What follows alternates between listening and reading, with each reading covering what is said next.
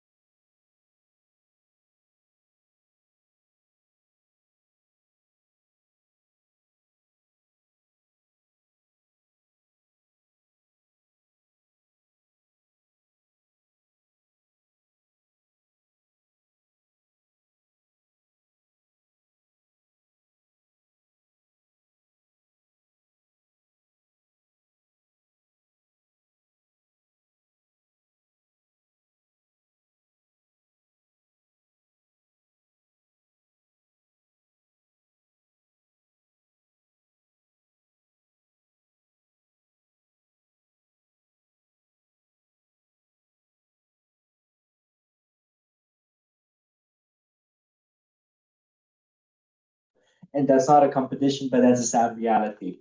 In terms of no events that we know have been organized, they have not really engaged much with us, even in any sort of attempts of communication beyond the reapplication of the initiative status and going to Malaga IS. This lack of communication was a persistent issue, but as those of you who were there last time might remember, there was even a question about this, and we still, had a lot of good faith, a lot of effort to put in, but ultimately, well, there's only so much you can do. It takes two to tango. Yeah, lack of interest and continued inactivity and absence of commitment is a real thing. After all, it was also led by a teacher rather than by young people themselves, and a teacher from a specific grammar school, gymnasia in Macedonian. So yeah, it wasn't very promising. Throughout the time, we tried as much as we could, and then in February we said, "Look, reply please by the end of the month to us, or what else can we do?" And they, of course, have not replied. So now I think that's it for my presentation, and I really want to be short and sweet. Thank you very much. Thank you to the governing body. We'll now go to any statements of this agenda item. Okay. Then any point of debate. The proposing entity has structured the debate as follows: general and general again. First round, any point by any national committee?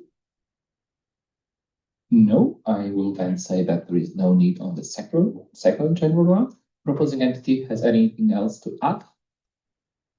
No. Thank you, proposing entity. Now we vote. Since is recognition or recognition in this case between UAP Charter and policy on national committee. It's a 2/3 majority needed. I will then ask all NCs in favor to raise their placards. Any NC, wait, keep those.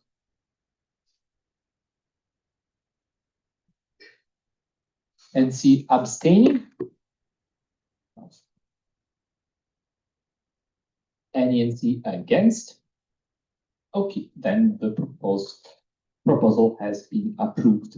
And unfortunately, the entity has been recognized. Now, going on, agenda item number 2, recognition of UAP Lithuania Candidate National Committee.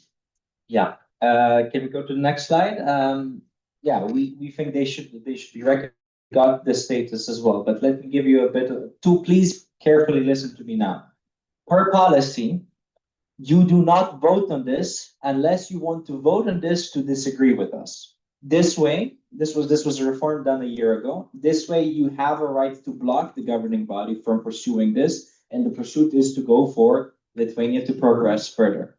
So thank you for your attention. Now, if we go to the, sorry, I'm not good with mics. Can you go to the next slide, please? Yes. So in terms of EYP in Lithuania, what happened was a long dormancy period. Before then, they were quite active, successful, even hosted an IS in 2018.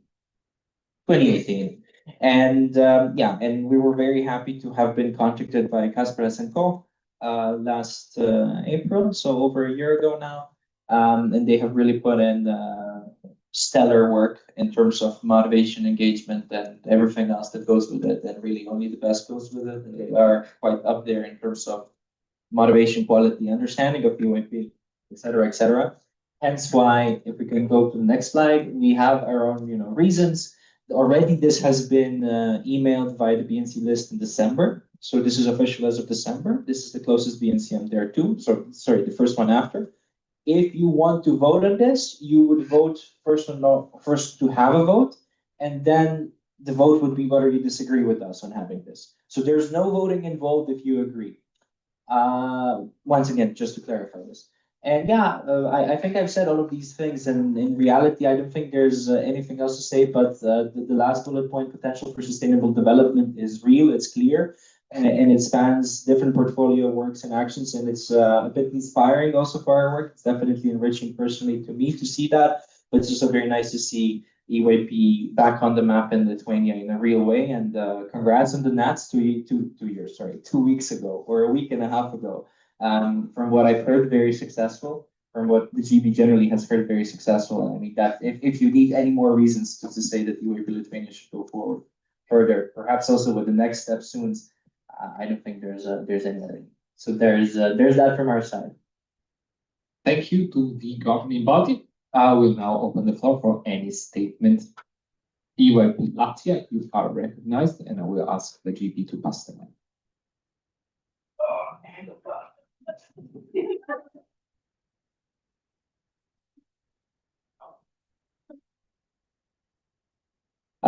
I feel like it was necessary for us to make a statement in a way. We're incredibly proud of EYP Lithuania. For the prior 4 or 5 years, there were some attempts to salvage the situation from our side, working with Lithuania on some Baltic stuff. None of that worked. So it's a very nice change of scenery all around the other side of the border from us. So we would like to congratulate you from the bottom of our hearts on the progress so far from the past year onwards with your NATs, everything else. And yeah, we wish you a speedy progression and a hopefully better, faster, more developing Baltics and maybe Estonia as well. Yeah, congratulations, Lucas. Thank you, EYP Latvia. Proposing entry governing body, do you want to say anything else? Okay.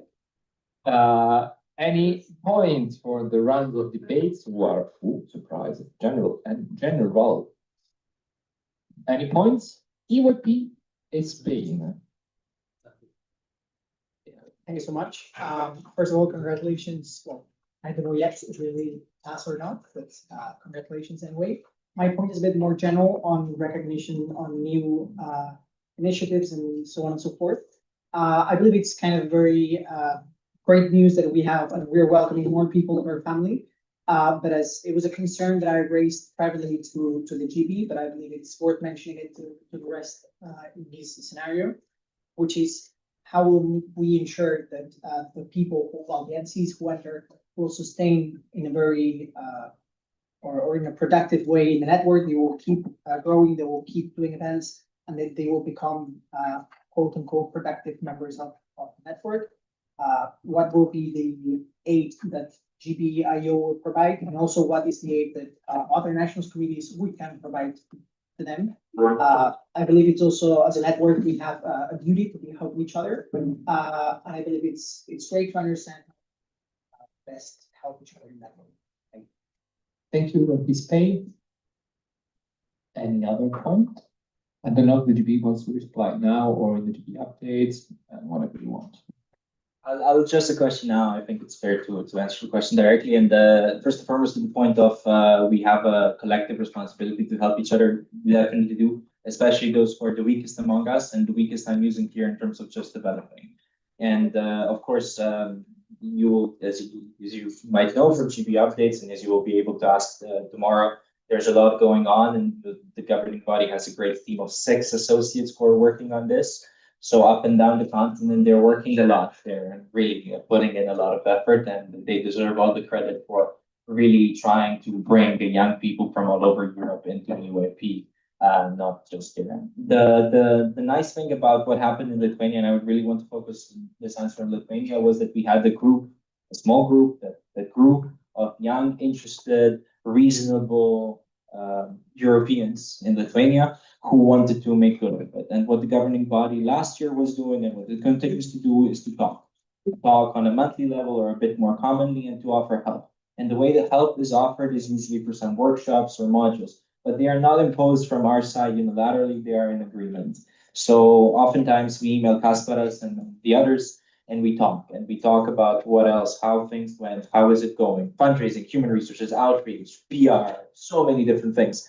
And that's probably the best blueprint, to really adjust to them once they're sort of settled in, at least in some roles. And until then, you're trying to get these young people to go to events. And of course, a vital part of it is to attend capacity building programs. And EYP Lithuania is a great example there, with Summer Academy being attended last year, President's Meeting this year. And that shows the kind of integration, and also to provide quality. Because the answer, as for any national committee, including Spain, Greece, Croatia, you name it, Italy, you never know what's going to happen in 2, 3, 4 years, but you can do the best you can do now, and that's how you work further. And of course, really have to say, this is not Lithuania specific, but also in terms of how to help the young people from other countries, EYP Sweden has a great blueprint in what they're doing with Denmark. That's also something that deserves a specific kind of shout out, more than one shout out. But anyway, focus on Lithuania now. Congrats. We believe it in our full heart. GB is very, very happy to see what develops further and thinks there's a lot of potential to go further, even faster, at least in terms of the policy and recognition stages. Thank you, governing body, and I think we can, I can talk to everyone's name, saying that we appreciate the efforts made by the GB to help the new entities to grow, and of all NCs who help the other entities. But I want to make sure certain it's their credit. We take credit for, okay, we're helping them to an extent, but it's their credit, it's their work. They organize NATS very well. They do it. It's not me, it's not Stefan, it's not the GBS. We do a lot, sure help a lot, but they are the ones who do 99% of that work, and they are the ones who put it on, just like all of you. So thank you, but we know our place, huh? And they should be the stars. So they should be thanked, not us. Just it doesn't sit right. Thank you, but I said. Okay. Any other point? No, so it says vote, but actually, as the governing body very well mentioned, there is no vote required since it's a GB decision. I don't think there is anyone who wants to reverse this decision. That being said, you have 3, 2, 1 to present a formal request. Okay. Then I'm very happy to say that we have recognized Lithuania as a candidate national county.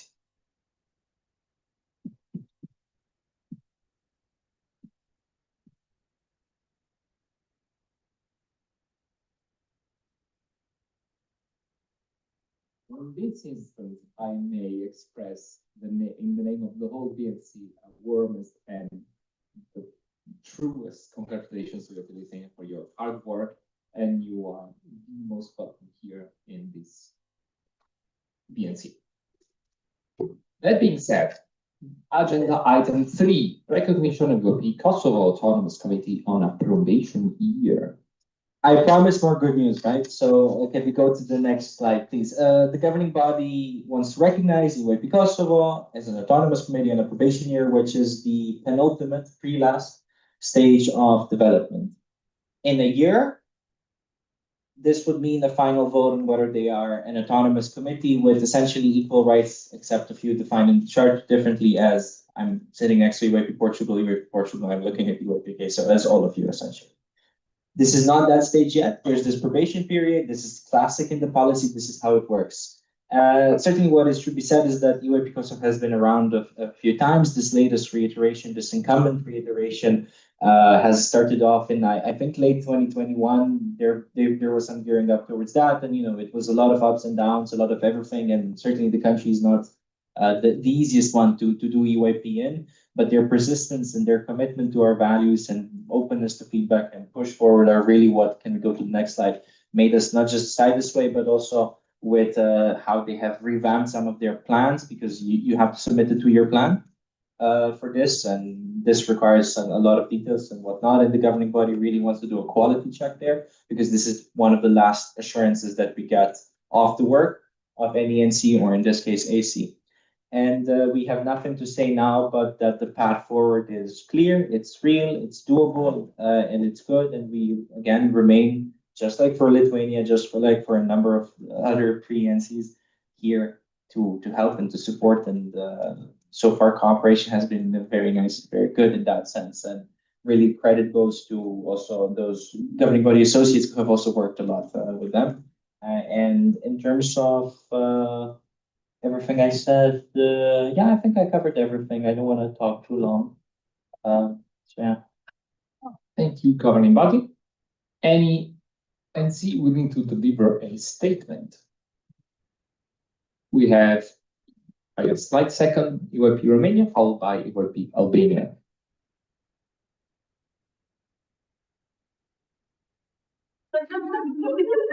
No look.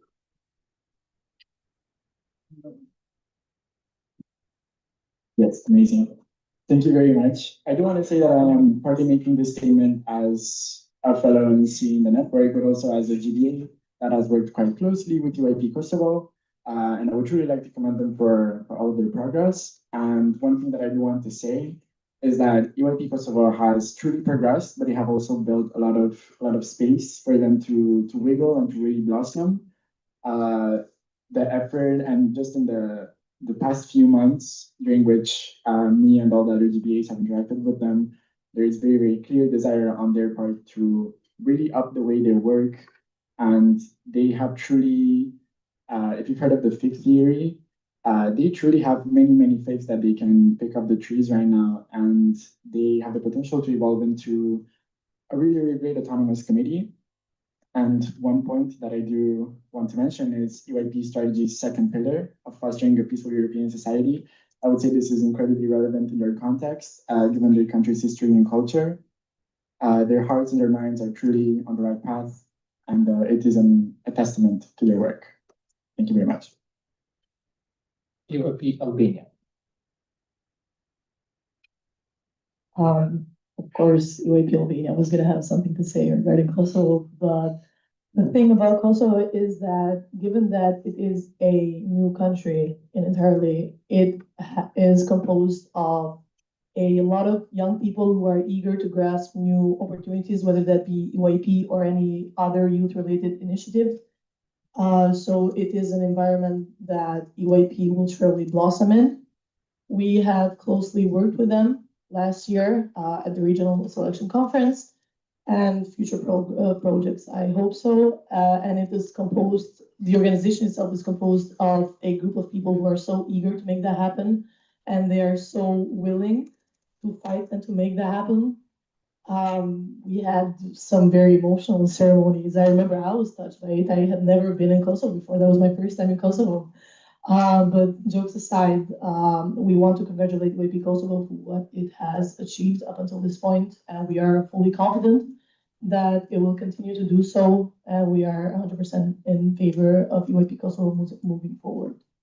Thank you. Thank you, EYP Romania, and thank you, EYP Albania. Proposing entity, anything to add? Yes, just a few sentences. Thank you for both of your statements. You're definitely very right to say that the path, the vision is clear, that there's quality, and that what is particularly inspiring is the context, the broader context, the broader societal context. And look, this is not politics. It shouldn't be about politics. I'm not going to talk about politics, but to ignore it is also unfair. And indeed, their commitment then also to inclusion, to outreach, to including every single part of the country. And you might say, oh, it's a small country, but it's a very diverse country. But it's a country with a lot to offer and a lot of kindness in their hearts. And they resonate with that. They share in those commitments, that they act like that. And that's something to be credited and to be, I think, inspiring to everyone. I also realize, and I'll use this opportunity to say, that I haven't explained the policy side of it. This is not official until you and we agree. We have submitted to you to agree, and it's a 2/3 vote. So 2/3 of you have to agree to make them go on a probation year. Otherwise, otherwise things are going south policy side. But we don't think there's a single reason to go south, because things are looking up good, and they should be looking up as they are. Thank you, governing body. We will move to the debate. If there is any NC with a point for the first and second round of general debate, I would say no. Then I will go to the vote. It's both the web charter and also national committee regulation and dormancy. 2/3 majority is needed, as mentioned by the GB. EYP Kosovo would then become an autonomous committee on a probation year. This means that they will get their right to vote at BNC.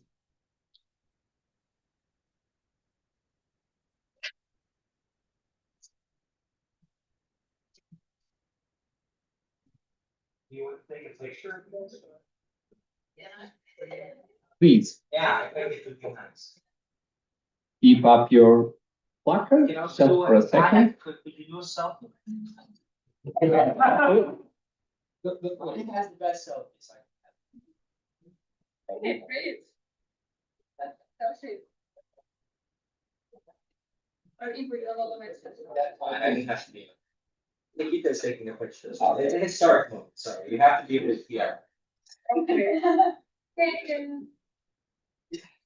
It's fine. They have to. Any abstention? Any? Belgium and Azerbaijan. Any NC against?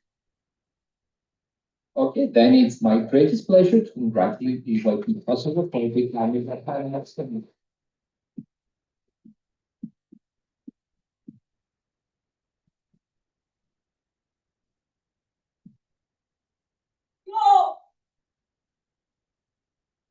We have a very interesting slide from the governing body as a recap.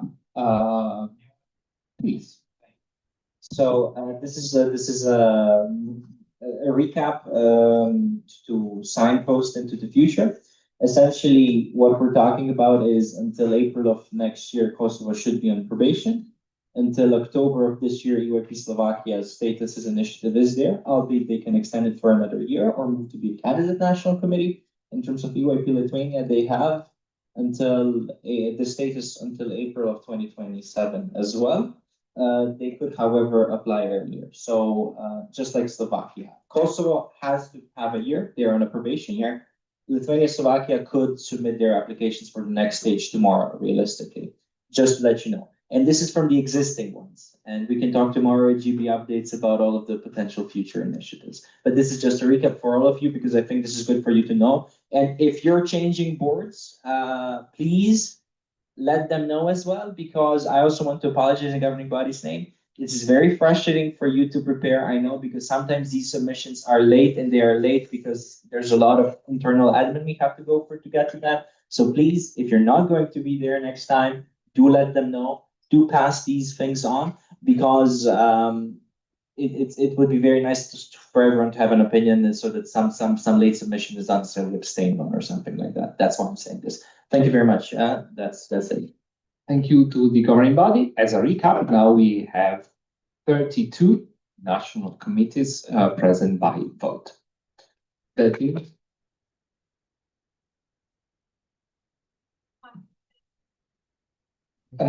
Yes.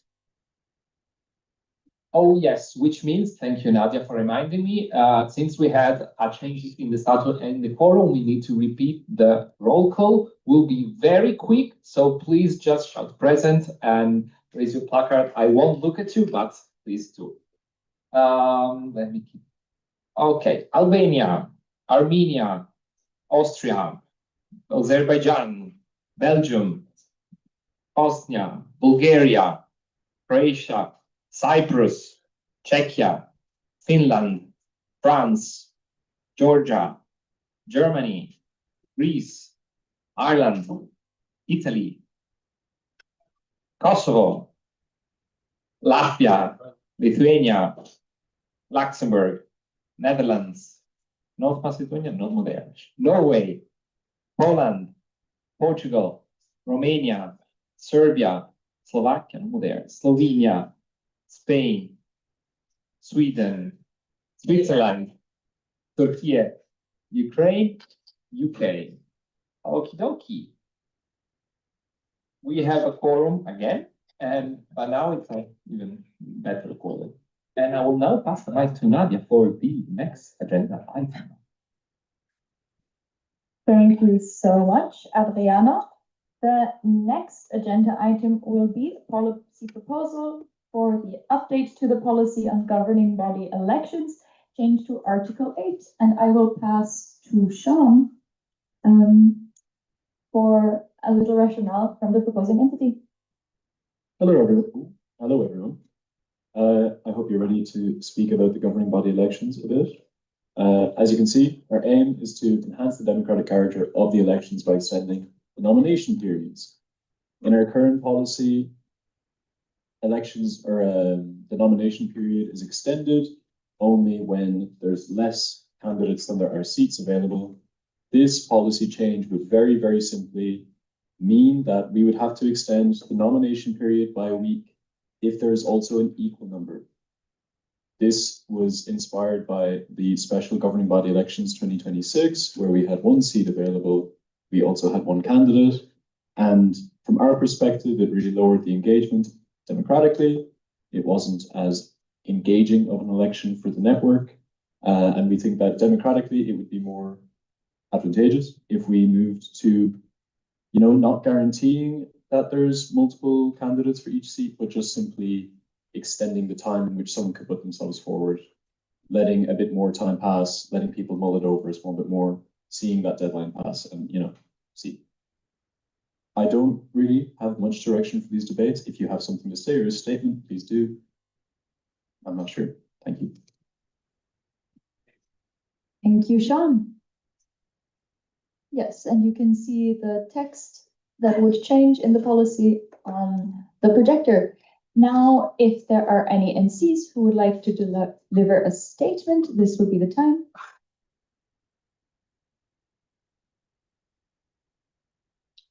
All right, if there are no statements, there are no statements to respond to. So we'll go straight into the first round of open debate.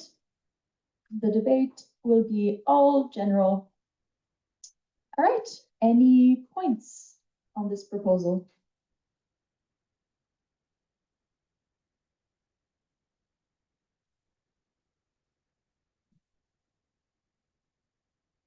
UAP Latvia, you're recognized.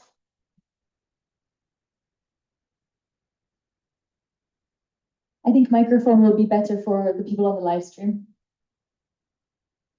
Just a small clarification. Let's say the nomination period expires, the week goes by, you still have the same one person. Do you go with the person? Do you keep going until you get somebody else? I don't think it's fair, like necessarily conclusive from the article itself.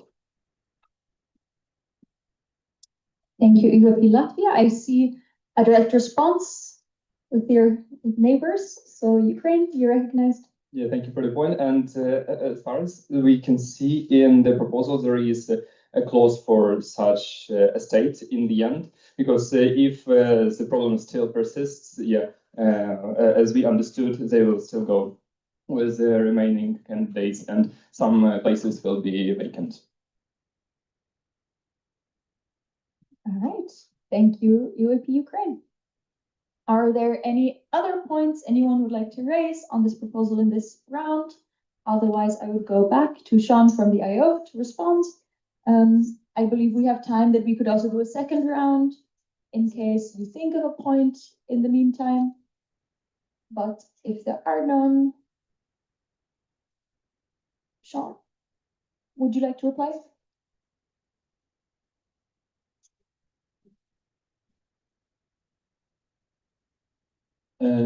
Yeah, there is something in the policy, I think already, that dictates that if 1 week or if it's extended once, it is only extended once. So this would only be a single week extension essentially and nothing more. We're not voting on this either, by the way. Ivor asked me to remind you.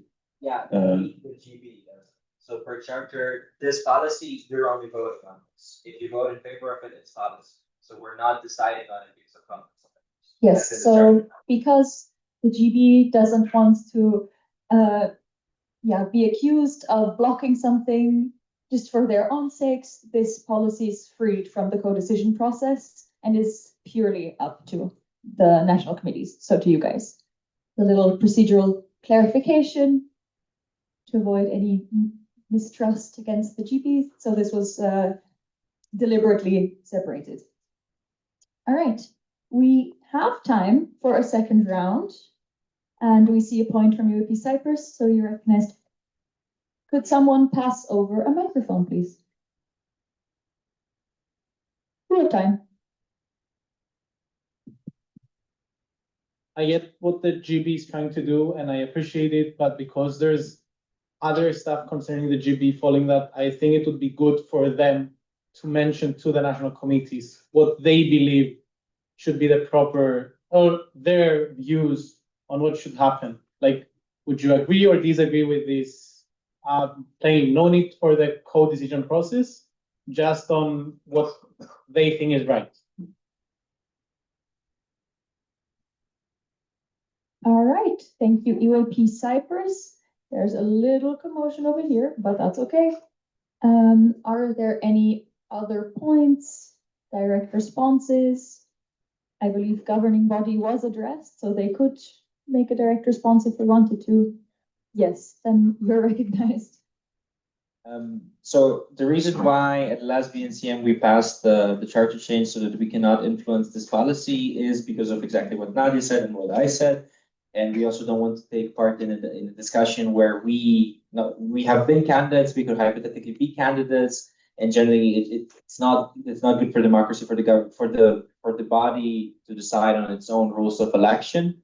That was the view taken at last BNCM, also by the BNCM. That's why we're not co-deciding, and that's why we're not going to answer your question. But there's also a practical element to this. We haven't even discussed this internally. So whatever I would say would not be the GB opinion, because it would be my assumption of the opinion or my opinion. So sorry, but I have to pass off the question. All right, thank you for this response. Are there any other points anyone would like to raise? All right, in that case, back to the IO. Yes. From our perspective, this really is just a tiny measure. It doesn't really affect us. It barely affects our timelines. This is something for you to decide on. If you do think it's relevant, yeah, from a work perspective for us, it isn't that much of an issue, and it is really, from my perspective and our perspective, democratic promoting it. So please think about it. Thanks. Thank you, Sean. All right, in that case, we are ready to vote. Because this is a governance-related policy, it needs a relative majority in order to pass, which obviously we clarified earlier is 50% plus 1. All right, may I see all in favor? So for now, all the green ones.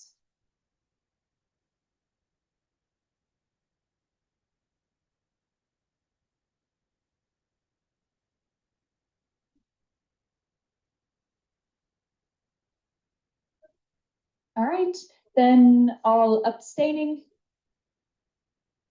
All abstaining, that will be the whites. Okay, and all against, that will be red. Okay. Then we might have miscounted, but we would just like to see all in favor again, just to recount, make sure we're capturing everyone. Up, up, up.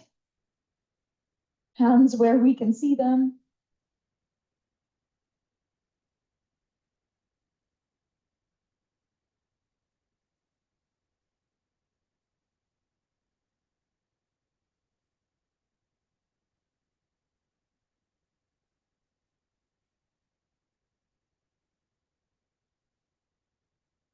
Okay, we count 30 in favor, which means 32. And 2 by proxy. Correct. All right, then we have unanimously passed this proposal. Thank you to the International Office.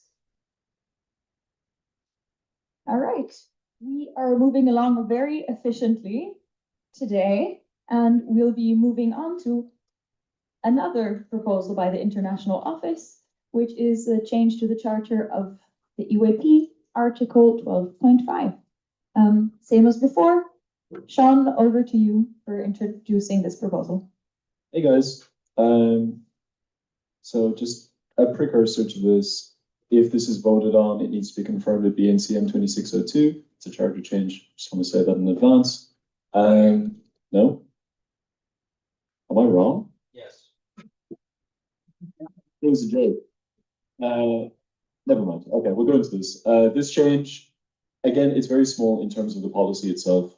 Looking at the article, it really is just removing a number, I believe. Removing a 1 from the formula that we use in the charter to define the election threshold. The easiest way to say this is that in the previous regular election that we had, the threshold was about 14.5%. If we removed the -1, it would be about 12.3%, something like this. It's a very minor change. However, if that had happened, people that were not elected in the previous election could have been elected. It really is, you know, a small change. But people do get close to the thresholds in these elections. from our rationale and intended outcome, one part certainly is in the same way as the previous change, increased democratic rigor. It is important to us that there is a full GB. In the case where someone is not elected, it is essentially 3 months or 2 months of a year fully, or 2 months of a term. About 1/6 of it that a GB is not complete. There's only 5 out of 6 members, which places, theoretically more power in the hands of those who are elected. Which, I mean, there's different things you could say about that. It also lowers their capacities in the same way. Additionally, special elections from a democratic standpoint, they just have lower turnout. People are less engaged in the same way that we mentioned with, only one person going for it or putting themselves forward for candidacy. Less people vote in these elections. The person that is elected is representing less of the EYP network, essentially, or the NCs in this case. The more important one that inspired me to put this forward is IO capacities. It takes many, many, many, many hours to run a GB election. For 3 seats, the amount of time for 1 seat for a special election is not reduced, it's the same. It takes a lot of my time, it takes a lot of the executive director's time, it takes a lot of project manager's time.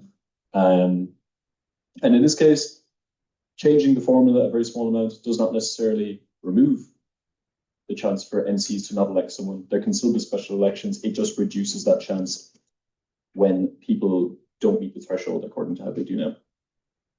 I'm willing to answer questions on this, obviously, and I'm not sure if I've really laid it out as well as I could, but yeah, GB and IO capacities would be the main motive.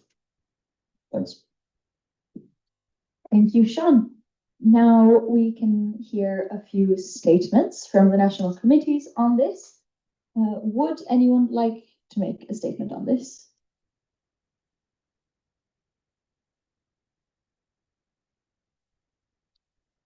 All right, this is very interesting. I remember when this particular clause was discussed and voted on at previous meetings, and it was always one of the most talked about and most controversial points. So this is interesting to see by contrast. All right, if there are no statements, nothing to respond to, so we will go to the first round of open debate, which will be structured as follows. First, we have voter fatigue and engagement, and then round 2 and 3 will both be general. So now, for round 1, are there any points on this topic in particular?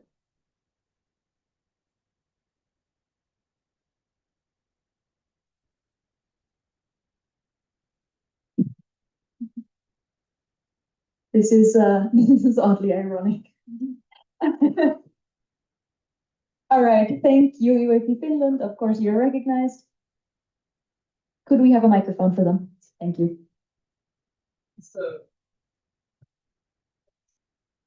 Just to bring a point, I think that yes, this would improve voter engagement just because I think a lot less people vote in special elections. Also, yeah, usually it's like, oh, we have to vote again and again for this, and people aren't usually voting in special elections. So I think it would be good to have one, hopefully less special elections where people are then more engaged in the actual elections.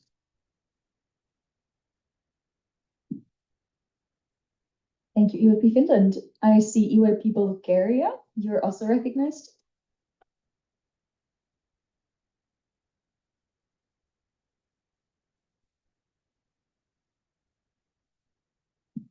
Okay, I just wanted to quickly just ask, because I personally am not sure if, especially let's say the next special elections, if this is going to change anything, even if the threshold gets lower, and isn't it better in this way to just try to engage more people in general, like when it comes to online voting, the same way we've tried to brainstorm other ideas for like the other online votes that we have, and not just lower the threshold to do that? All right, thank you. And let's take one more point from EYP Cyprus. I promise I won't ask Igor what he thinks now. But shouldn't the rationale is that there's historically lower turnout, which is understandable because, as Sean mentioned, it's one person for one spot. But shouldn't the policy change that we voted for like half a minute ago, solve the engagement issue that extraordinary elections have, and every election has. So by getting more people, you make competitive and democratic elections, so you have more engagement.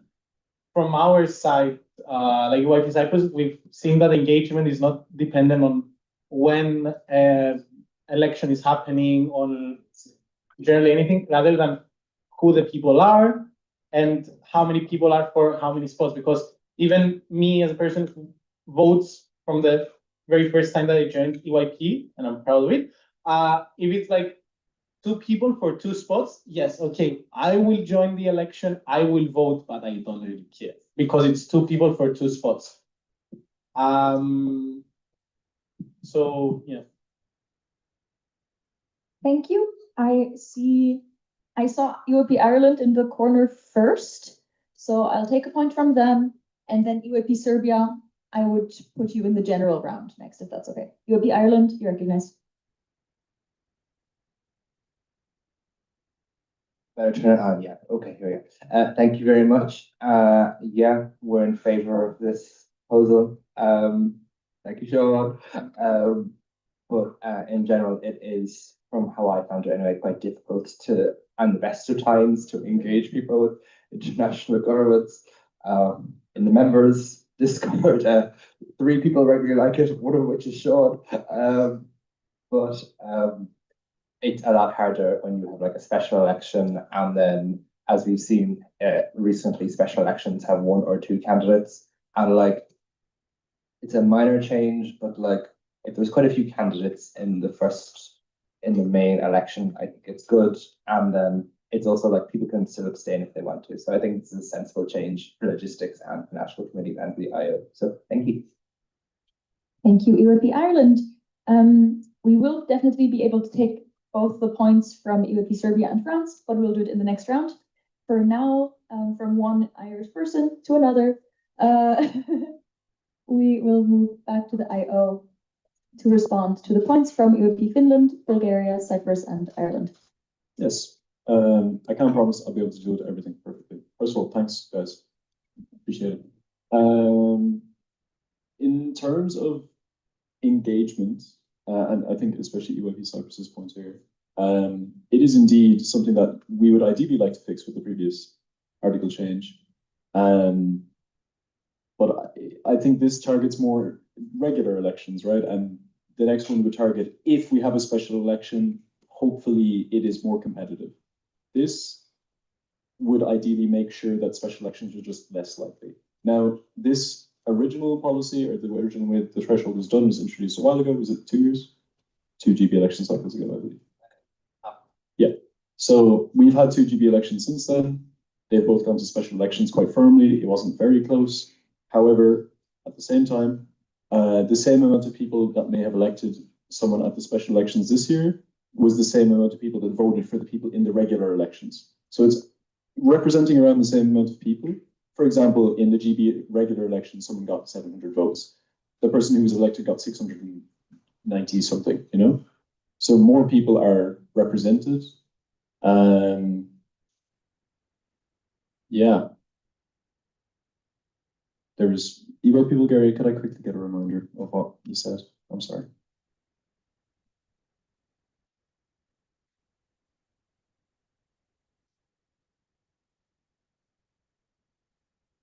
Yes, sorry.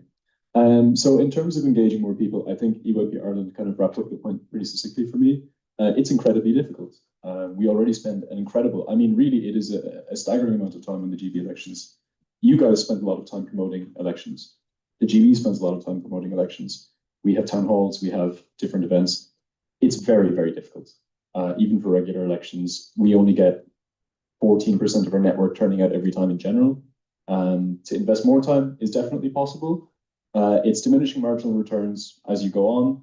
And, you know, I think it can be argued that there's more value in that, but I do think that trying this, lowering the threshold, is a better way of doing it from our perspective. I don't want to keep talking, sorry. We can move on to the next round. Thank you to the International Office. As promised, the first points we are taking in this general round will be UAP Serbia, followed by UAP France. Yeah, so kind of keeping it in the voter engagement round of it. From UAP Serbia's perspective, I don't necessarily believe that lowering the threshold would engage more people. I think something that we should do as a network, even though it's a hard job to do, is maybe to come around and use BNC, for example, to evaluate how we engage members. For NCs, I truly want to believe that it is our duty to be engaged, but for regular members, I think that is something that we should evaluate as a network. I'm going to give you a clear example. Last year during the GB elections, we actually done something. We kind of promoted candidates, the biggest threshold turnout that our members ever had. This year, we have not done that. The pretty much similar average low turnout.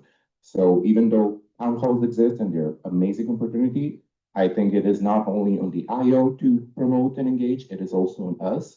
And maybe that is actually a discussion that we should have rather than per se lowering the threshold. Thank you. Thank you, UAP Serbia. As promised, UAP France, you're recognized. Is there a microphone in the area? Thank you so much.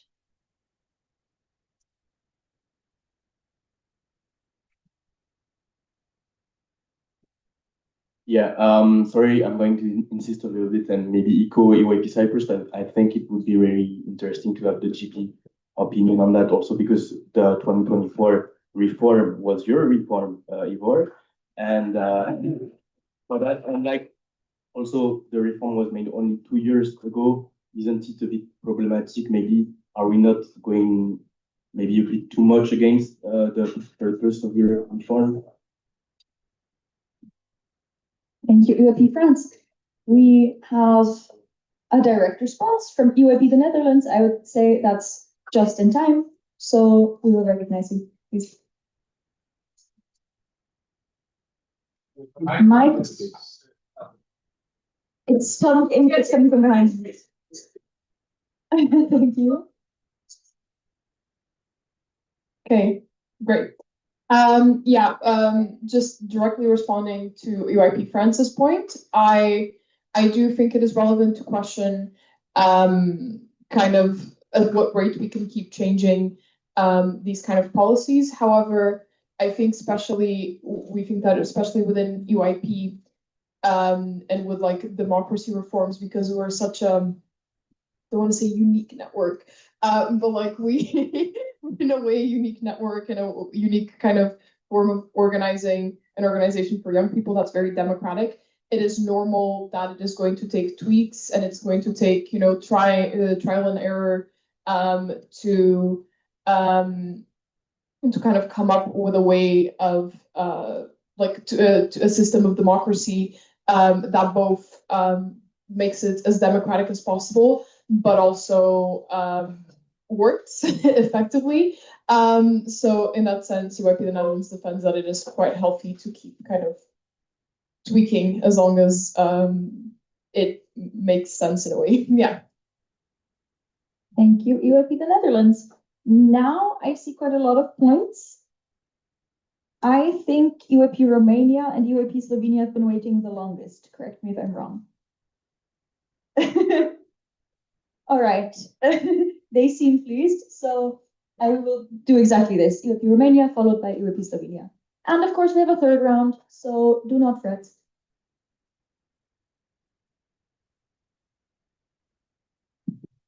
Okay, yes. Thank you very much for the recognition.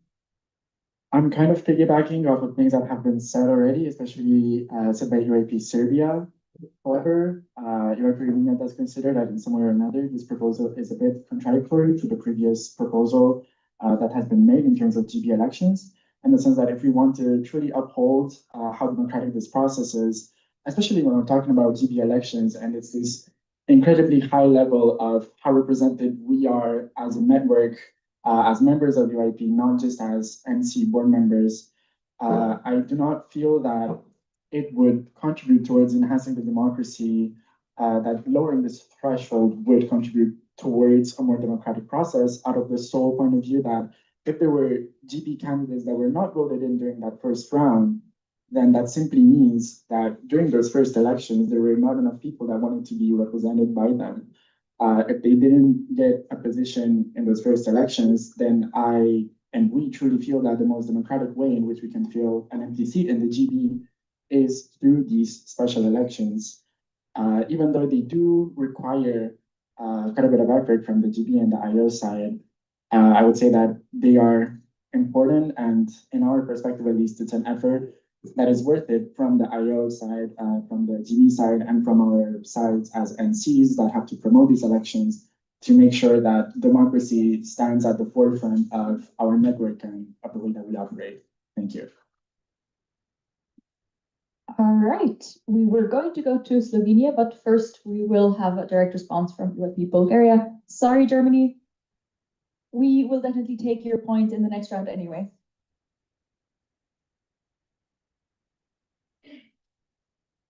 Yeah, just wanted to very quickly reiterate essentially or add on to what AOP Romania stated.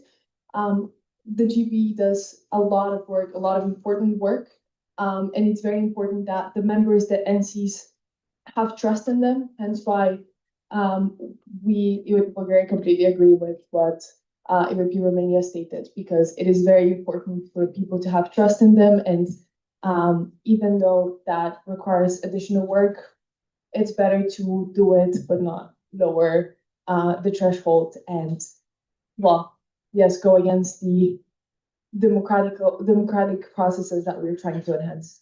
Thank you. Thank you, short and sweet. As promised, the next point will be from UIP Slovenia.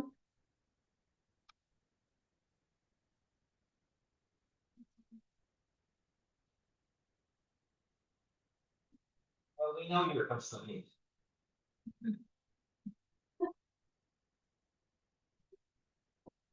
Okay. My initial point was kind of in the direction where Horia went with his, where yes, the GB is not just someone we elect, it's a body that represents all of us. And I think we can see from the amount of proposals they have at the BNC, from the amount of progress there has been with the NCs, how much work they're putting in. And I don't think there should be just elected because we don't want to do another special elections. But kind of a point I also wanted to bring up is that maybe we should focus on providing quality applicants, that we should maybe look into how can we stimulate not just more people to vote, but also more people to run for the GB elections.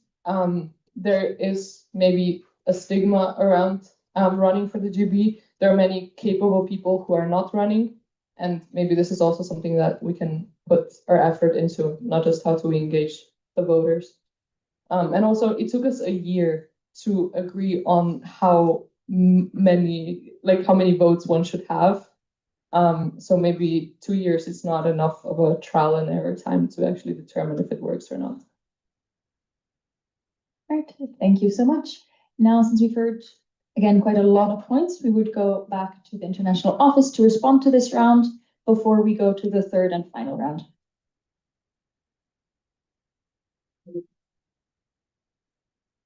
Thanks for such an engaging discussion, guys. I think pretty simply, it's our opinion that 2 years is enough time. There's been, I think, 23 governing bodies.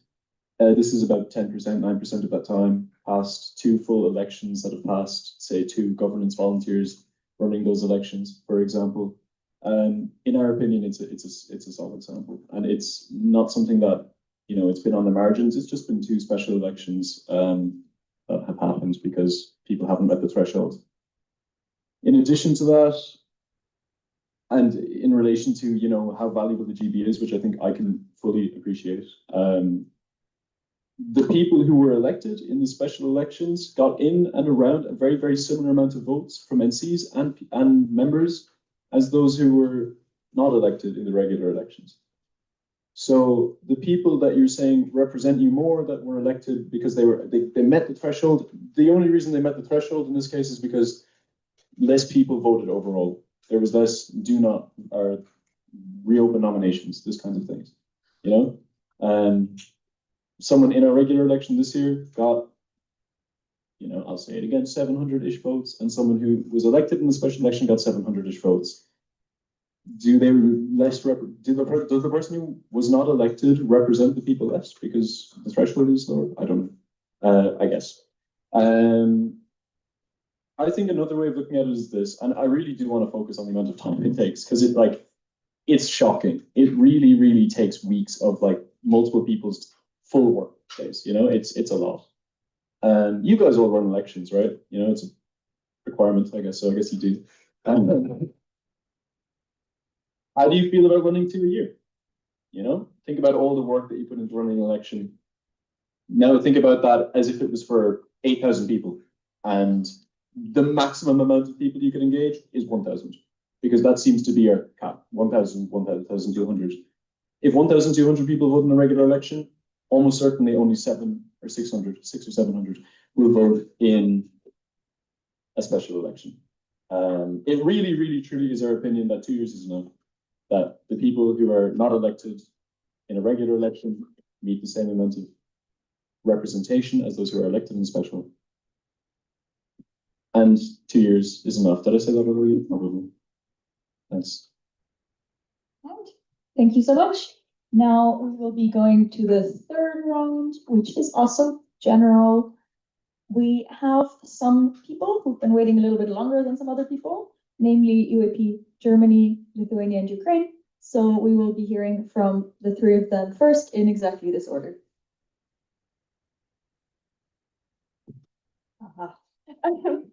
So while we do think that this is very valid and we do appreciate all the work that you do, I think it is worth mentioning that in the first election, there was not only 700 votes in favor, but also enough people apparently who, if I'm doing the numbers correctly and understanding the procedure and how it works correctly, enough people, members, and also NCs who also put no candidate over voting for a third GB member.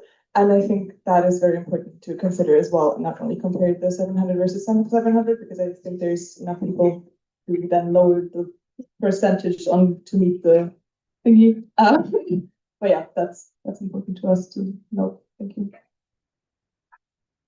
All right, we have a direct response. I'm not sure if it's a direct response from the international office, because there's also one from UAP Romania. And there I'm not confused about it because they put the direct response placard.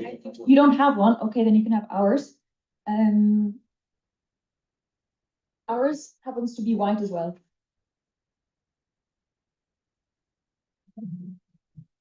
All right. Sorry, Anya, I will go to Horia, and if it's still relevant, we can still take it. UAP Romania, you're recognized.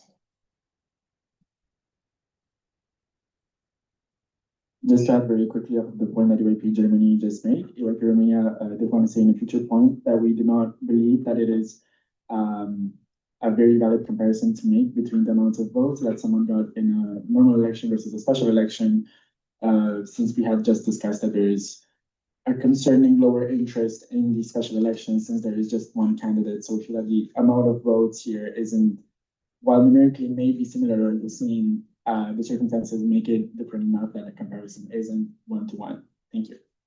All right, I see it's still relevant, so we will also take a direct response from the international office.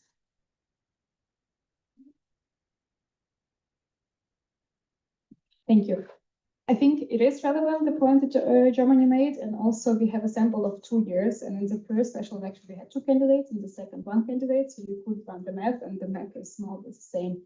So I think there is quite a, and then I think what also to the counting, we did do the math, and if we were to decrease the threshold, it would not be first a drastic change, and second, we would still, for example, run the special election in the first year and not this year. So if it's really such a low vote for a specific candidate in the regular election, it would still go to the special election. And in our view, it has to be a special and not the regular, because I think the 2-year sample showed that it became a regular practice. And also people use it a little bit as a tool because we kind of see how the votes are distributed. All right, I see this is a hot topic. The governing body raised their DR first. So we'll be going with them. Of course, ELP Germany, stay tuned. Years of practice. So we'll talk facts only, no opinions. Sorry, friends.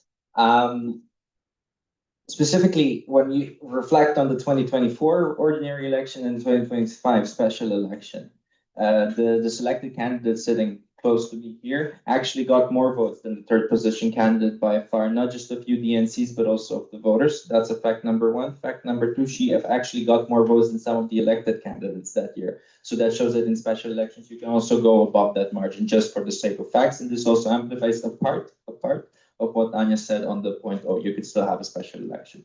And just for the sake of clarifying what the 2024 O2 reform was, it was to raise a standard so that not everyone can get elected, but that is done in as a functional derivative so that the more candidates there are, this increases. That logic stays with this proposal, but what changes is the level of the standard, which the IO called small, and the governing body is not going to paste any sort of adjectives to it. And that's it, just a factual clarification. We have spoken, but we have spoken not to speak as well. Yeah. All right. EUP Germany, we will take this direct response, but no more, because we have some other points to get to. All right, last one. As per my understanding, the governing body elections have no candidate running as a candidate. And if no candidate gets more votes, the person is not elected. And I feel like that sounds pretty democratic because if more people decide they would rather have a special election, then it is probably the democratic choice to have a special election. That means we need new candidates.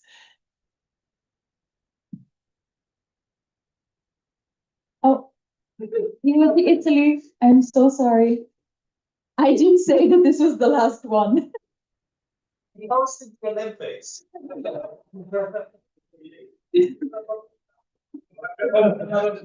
No, valiant effort, but I said what I said.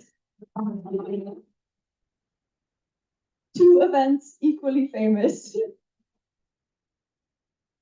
Unsuccessful. Unfortunately not. All right. I did promise earlier that we'll hear a point from EUP Lithuania and EUP Ukraine, so that's what we will do. Thank you. So 2 quick disclaimers. So this, number 1, this might be partially because of my uninformedness. Disclaimer number 2, EUP Lithuania has not been very active in elections, international elections. Therefore, it's just me simply trying to reflect. So my main point of reflection is asking you about the rationale for the numerical change. I believe that although it is important to reflect on the context that happened, particularly because of the elections in 2024 and 2025, there was probably a clear rationale going on in earlier BNCMs as to when this number was decided. So I would appreciate if someone could elaborate on the rationale behind that -1 and what in the rationale has changed in order to change that -1 as well. But in general, I would say that, yeah, these context-dependent policy changes might lack clarity and long-term sustainability, because if we see that the engagement is decreasing, like what will be the threshold until when we'll like keep decreasing that minimum amount of votes? Or oppositely, if we see that like 90% of people are engaged, will that mean that it will be increased by way more or not? That is why I would like to call for a rational numerical change, and also maybe ask the IO, for example, what changes in their efforts to increase this engagement. I know that this is not your particular responsibility or anything, but have you had time to reflect and think of changes to your approach, and what have been the clearest changes in your approach of engagement of the NCs and of the members of the EYP network regarding the elections? Thank you. All right, thank you so much. We were going to go to EYP Ukraine anyway, but we will recognize you as a direct response now. Microphone, please. Thank you.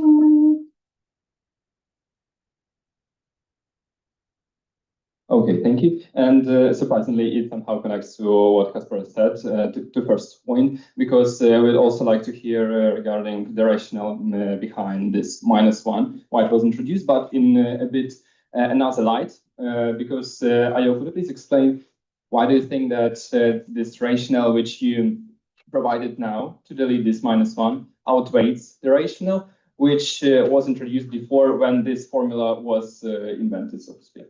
Why does it outweigh? All right, thank you so much.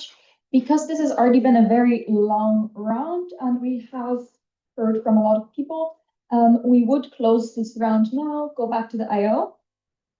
I will remind you, we do have the option of continuing the discussion in the Slack thread, which Leila has created. It does exist, so just scroll, you will see the title of this proposal. So everyone who has a little more to share on this, an opinion, a question, please drop it there. All right, on that note, back to you, Sean. International Office, you're recognized. Thank you. Sparrows, thank you for the question. The main way that we got to this outcome was through a lot of internal discussion. We really went through this after the regular election this year because it was something that bothered us. We spent a lot of time. For me, I spent a lot of personal time on this, and the -1 or the removing the -1 is just the really the smallest change to the threshold that's like realistic. And that was what we wanted to do. We understand that this is something that people don't want to be changing things all the time. You don't want it to lead to continuous changes in the future. But to our mind, if a special election isn't special, why not have 2 regular elections, you know? To your other point on, yes, and also engagement, right? We don't have time to do more, I'm sorry. That's really the answer, in that we already spent so much time on the election process. Really putting any more time into it would be crazy. And for years, I mean, you can look at the election report, you can see the numbers, they're very static over the years. No matter what has changed, no matter how many town halls happen, if specific GB members or IO people are trying to engage the network more or less, we don't really tend to see much change in that. Yeah. For sure. Thank you. And to add to what Sean said, I think it's also just extremely hard to increase engagement. And I think actually EVP Serbia gave an example. 1 year they had a choice to promote it or decide it, and another one they just simply decided not to promote because probably didn't have the time. And that is exactly what we rely on you, because what we do, we do the bare minimum and we try to do more. Heavily depends on how GB helps us or doesn't. But it's been really proven that it's mostly depends on the NCs, how much you help us, because what we can do, we could reach who is on our newsletter, for example, but you can reach your members much better than we ever will be able to. And I think that's something that just is a reality of our work. Just to clarify, we are not against the special elections. It's a very great tool. It has to happen. It just needs to be an exceptional case in our view.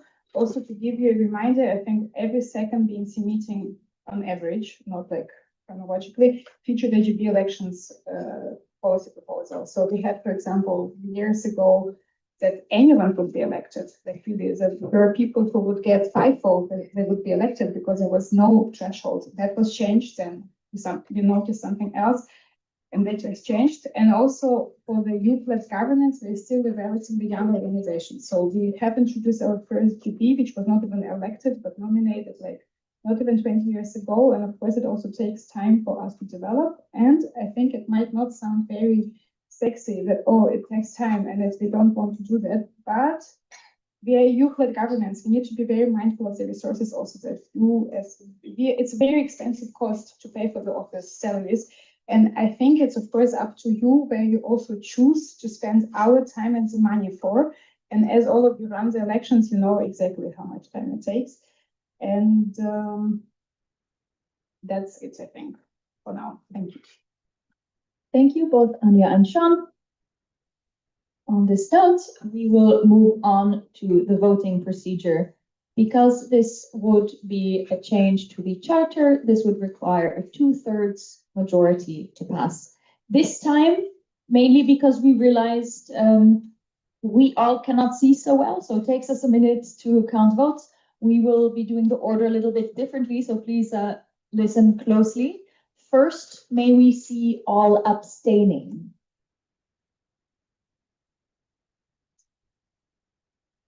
So then I see EOP Austria and EOP Cyprus.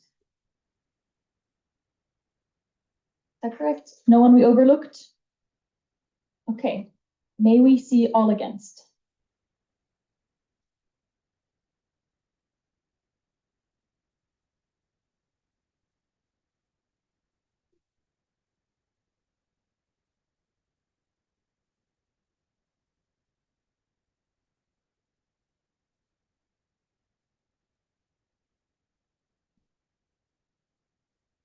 All right.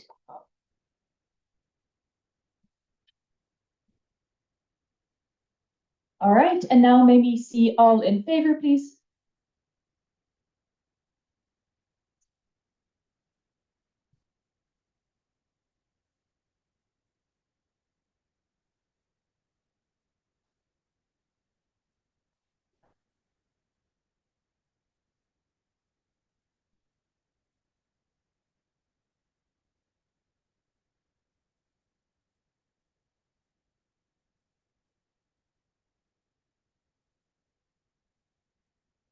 All right, please hold. We are just documenting all our stuff.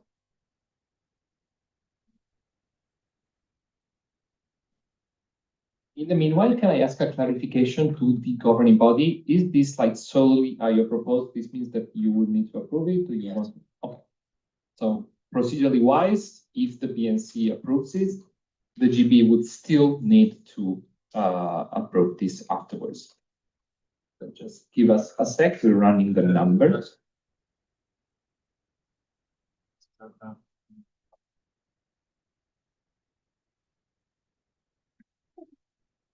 Yeah, but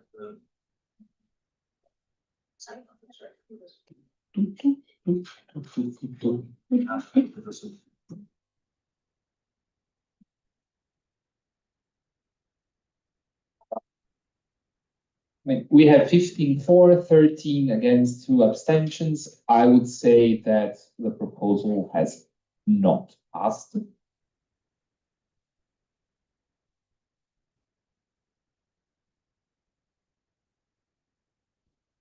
We're just checking the numbers, huh?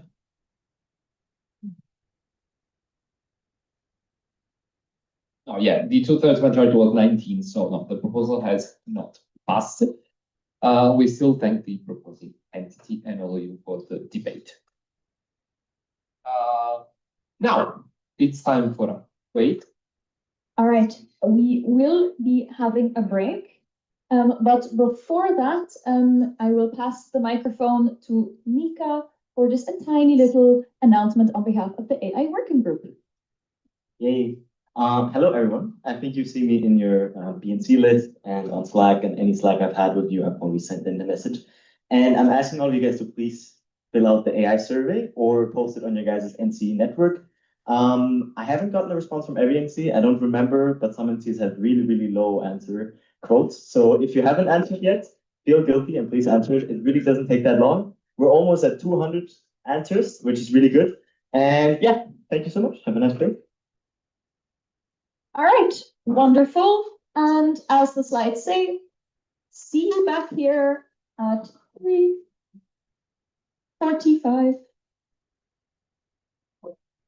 45. 45.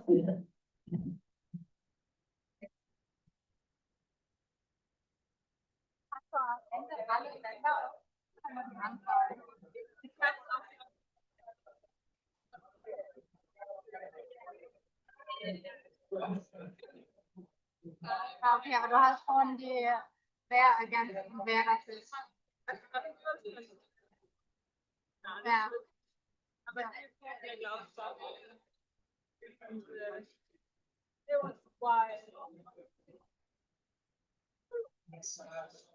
Aber ich muss es erstmal nacharbeiten. Sorry, geht das N? Nein. Also es geht schon, aber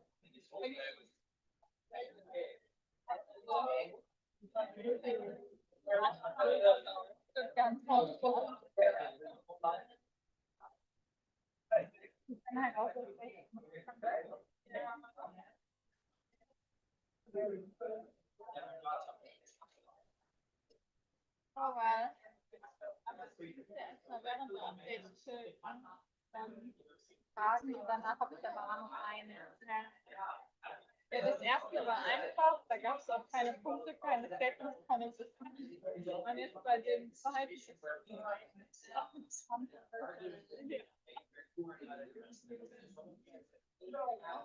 aber auch meine Update vom IO. Also, ja, lieber nicht allzu lang. Zwischendrin ist übrigens auch, hatte ich ein Error-Message und die ganzen Münzen waren offline. Oh mein Gott. Aber mit Refresh konnte es genutzt werden. Aber ja, das geht ja so schnell, wie können Leute das ordentlich machen, das sage ich.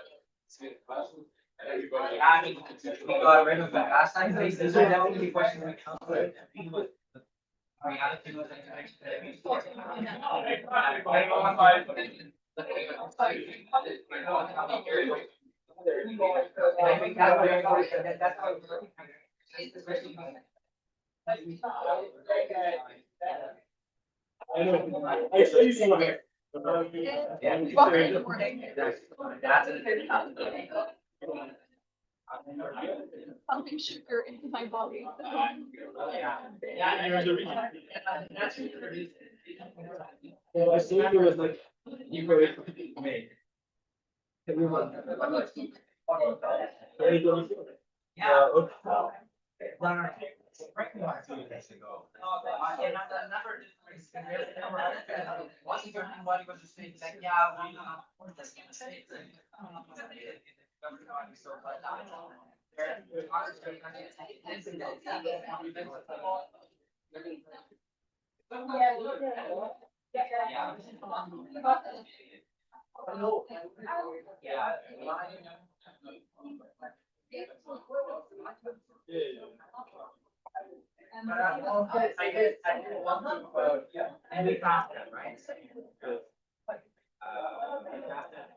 It's constant change of directive. It's That was the part of the yeah, but also the figure of how we see ourselves.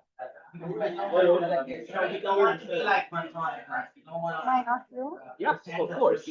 When Anya does the financial state of the network, I don't. I agree that I Yeah, yeah. make it the same method. Then it would be to share.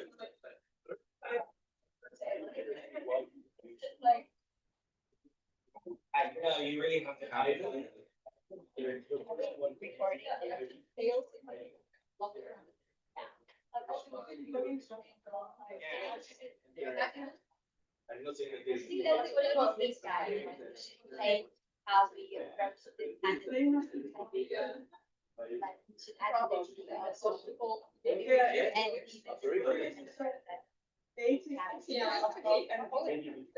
There is no IO office single update. It's just the financial state of the network. Yeah, I have financial state of the network and not update. If there's any like burning questions after the IO updates, you could write it down, but usually it's kind of bland. Yeah. It's not. These are working really well since there's been no interruption. Well, there's Also, no.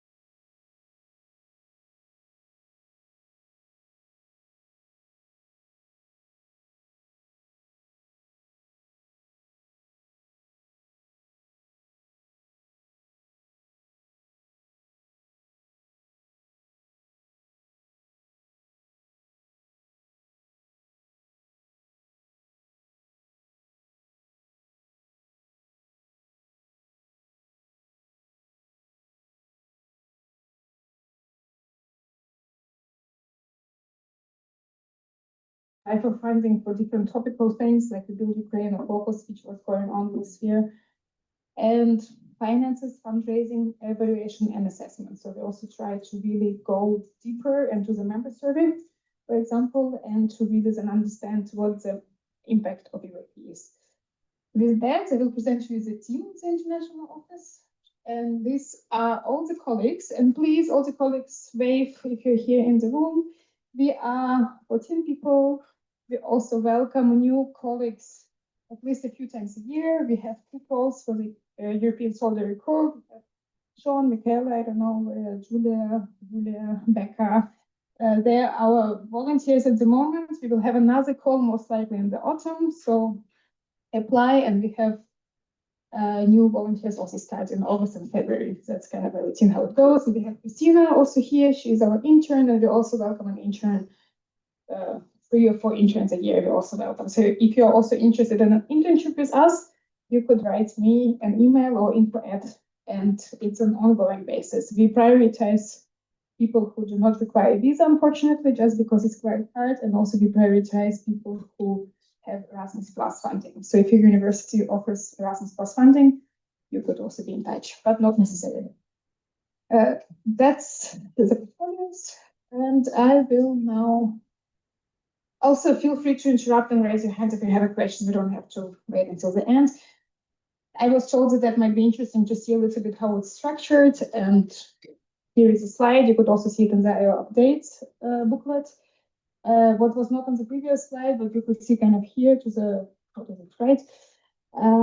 We have quite a few people who support us as contractors or freelancers. So we have like more tasks or project-oriented portfolios, and like a lot of you who were at the international sessions might have been in touch with Liam, for example. He's been running our selection panels for quite a while, and a few other colleagues who are supporting us.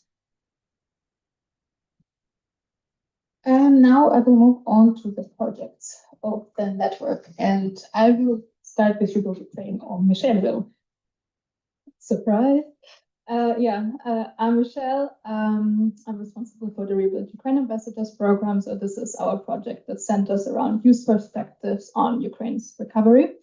And most recently, the so-called Rebuild Ukraine Ambassadors came together in Romania and Brasov. Shout out to IWAP Romania for hosting the Rebuild Ukraine Lab back in October last year. So they met to discuss proposals for Ukraine's recovery related to different key areas.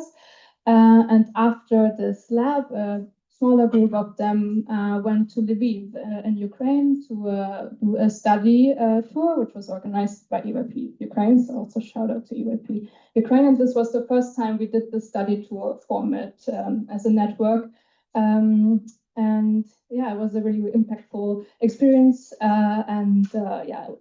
Just following the lab to get also kind of the on-the-ground realities in Ukraine and to engage with Ukrainian stakeholders in Ukraine. And then all these discussions and ideas were compiled into a publication, which has been published in February this year. It's very extensive, 90 pages. Give it a read.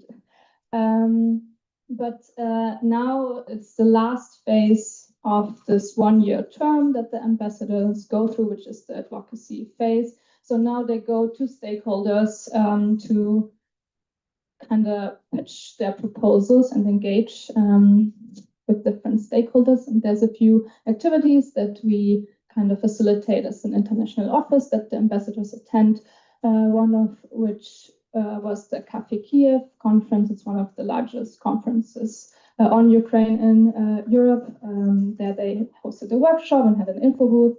Then we will be going not only to Brussels, but also to Strasbourg to talk to stakeholders there of the European Parliament, Commission, Council of Europe. And there's also the Central European Leadership Training Meets Rebuild Ukraine, hosted by IWAP Austria. And I will have a separate slide on this, so stay tuned. Oh, there it is. Was there anything else on the previous slide? Because I don't. Exactly. So right now it's the 3rd iteration of the program, but there will be a 4th this year. Within the next 2 months, we will open a call for another round of Rebuild Ukraine ambassadors, and facilitators for the next Rebuild Ukraine lab. And now moving on to Central European Leadership Training, Meet Rebuild Ukraine, or we also call it CELTRU shortly because we love abbreviations.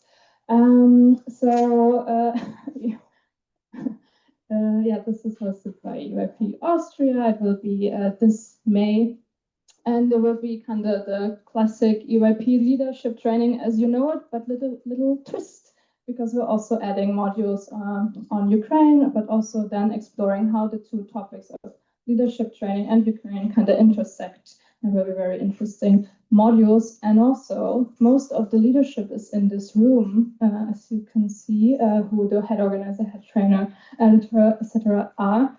So feel free to chat to them. The trainee call has been extended, it's still open, so please promote among your members. It's going to be a very nice event, and it's in a castle. The accommodation is inside a castle, and the whole event is inside a castle.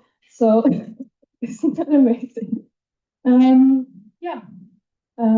guess, yeah. Does anyone maybe have any questions on Rebuild Ukraine? I will take them. What's the No? I'm joking, sorry. Otherwise, we'll also have one for questions, and I think I'll pass on to Anna. We will talk about the alumni. Thank you. Hi, everyone. First of all, who knows what does alumni mean as a term? Hands up. Okay. Anyone want to explain to those who don't know? I should? Okay. Alumni is a term that is often used as, when you describe graduates of universities. So someone who has completed a program and is no longer a student there. So when we talk about EYP alumni, we mean people who used to do EYP and who are no longer active. So I'm afraid to say none of you are alumni yet, but you could be. Once you decide to retire from EYP. Do you have a guess about how many alumni EYP has? Throw it in. 220,000. 220,000. Okay. Very oddly specific, but yeah. Anyone else? Seems like a high number, no? No? Jody is like too high? So actually KIC is pretty correct. We sort of estimated it because we looked at, okay, EYP has been active for almost 40 years. We're reaching like 105 sessions, international sessions, reaching around 300 people at each session. Do the math. And of course, there might be some double counting because people do multiple ISs. Then consider people who maybe never attend an IS, but do EYP in your national countries and then retire. You reach around 220,000. So that's huge. That's 220,000 people who did EYP and who know what EYP is. So congrats to all of you for reaching 220,000 and contributing to growing that number. And we think this network has a lot of potential. And we want to work on that, and that's my role. So a few years ago, 9 years ago, in fact, at EYP 30, the alumni network was founded.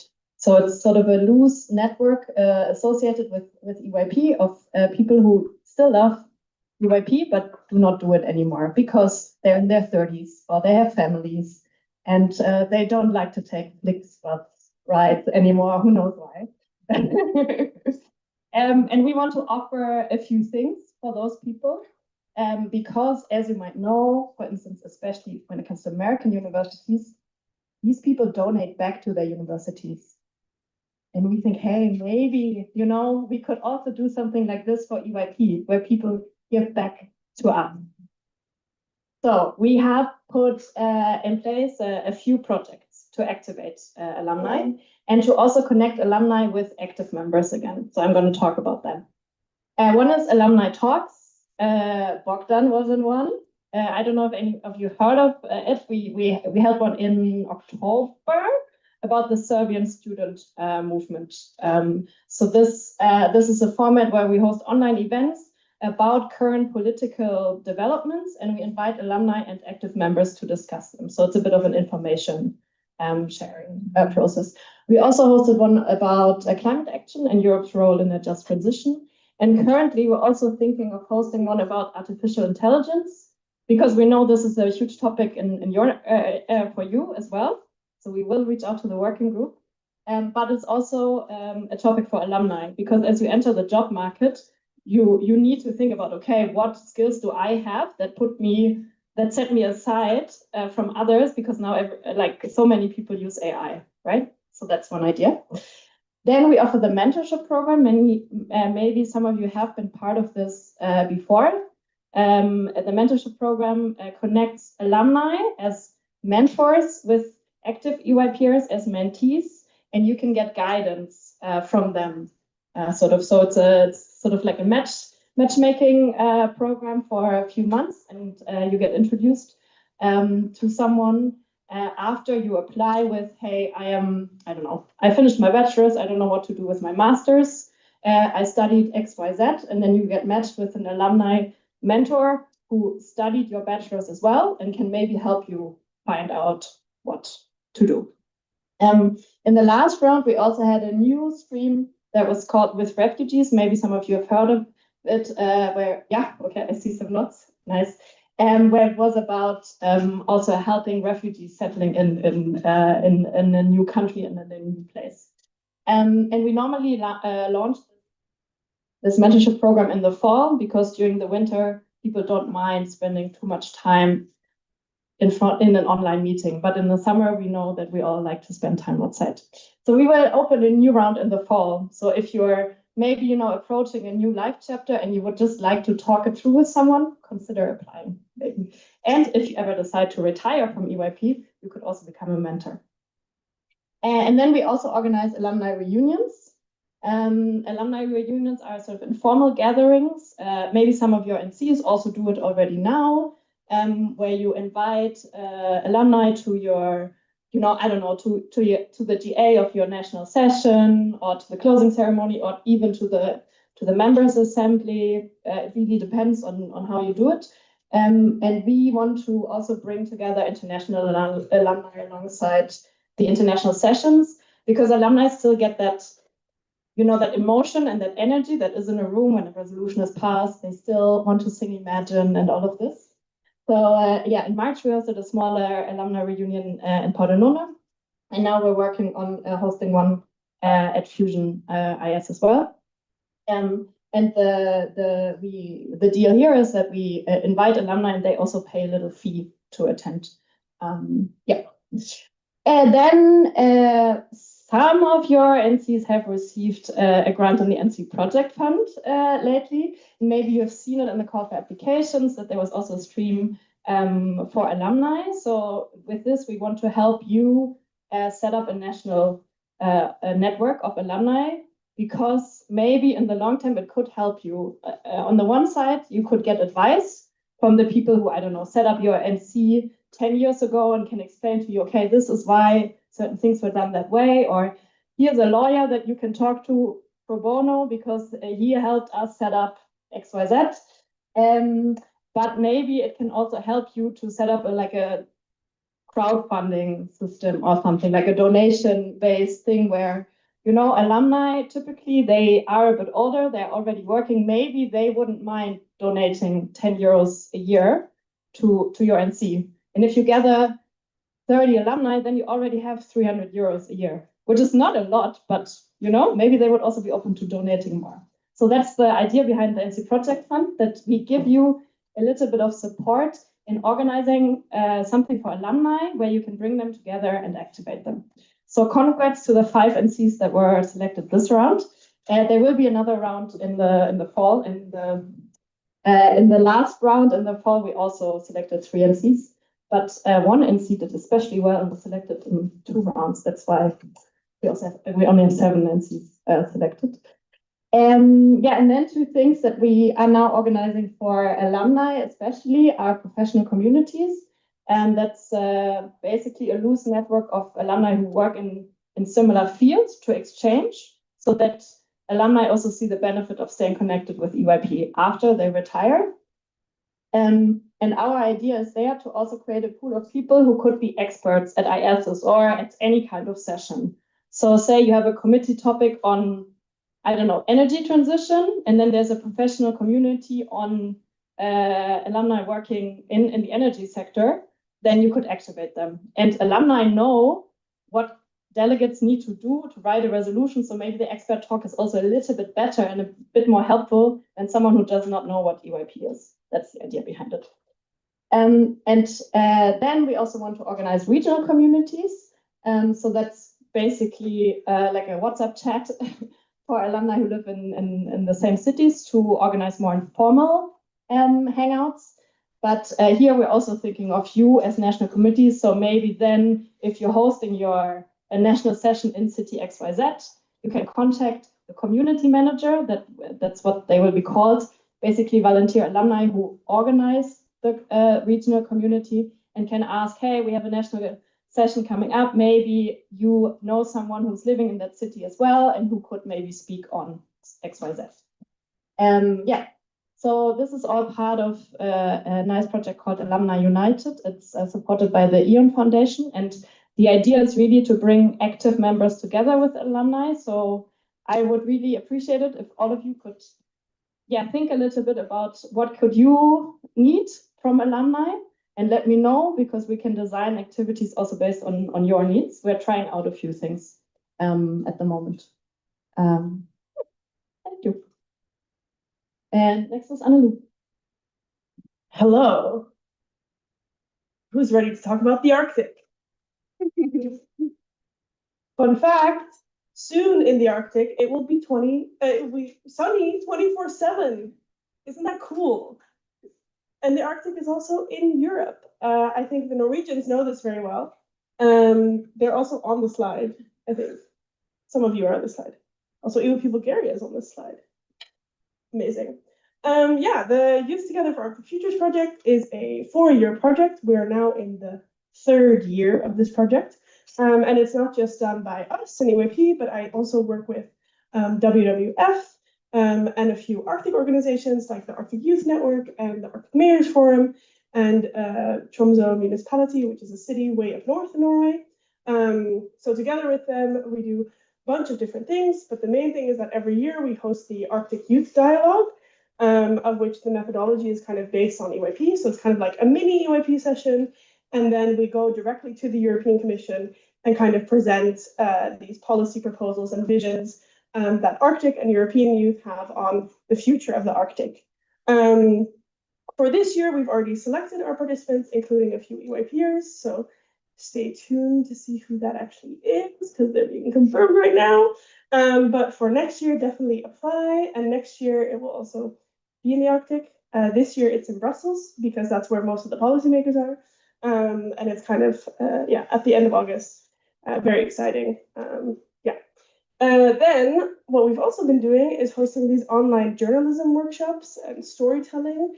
The last one was hosted by Nikita, you may have seen. And the next one is coming up on May 12th. So if you are interested in journalism or storytelling or communications, we have actually an EYP alumna who is a journalist hosting this session. It's going to be very exciting, and you can still sign up.